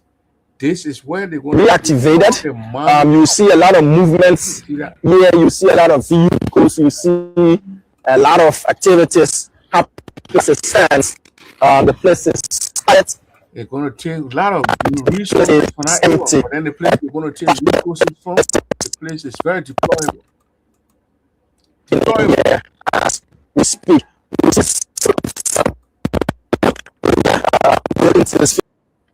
So how we're going to do it tonight? Deplorable neighborhood, people living in poverty.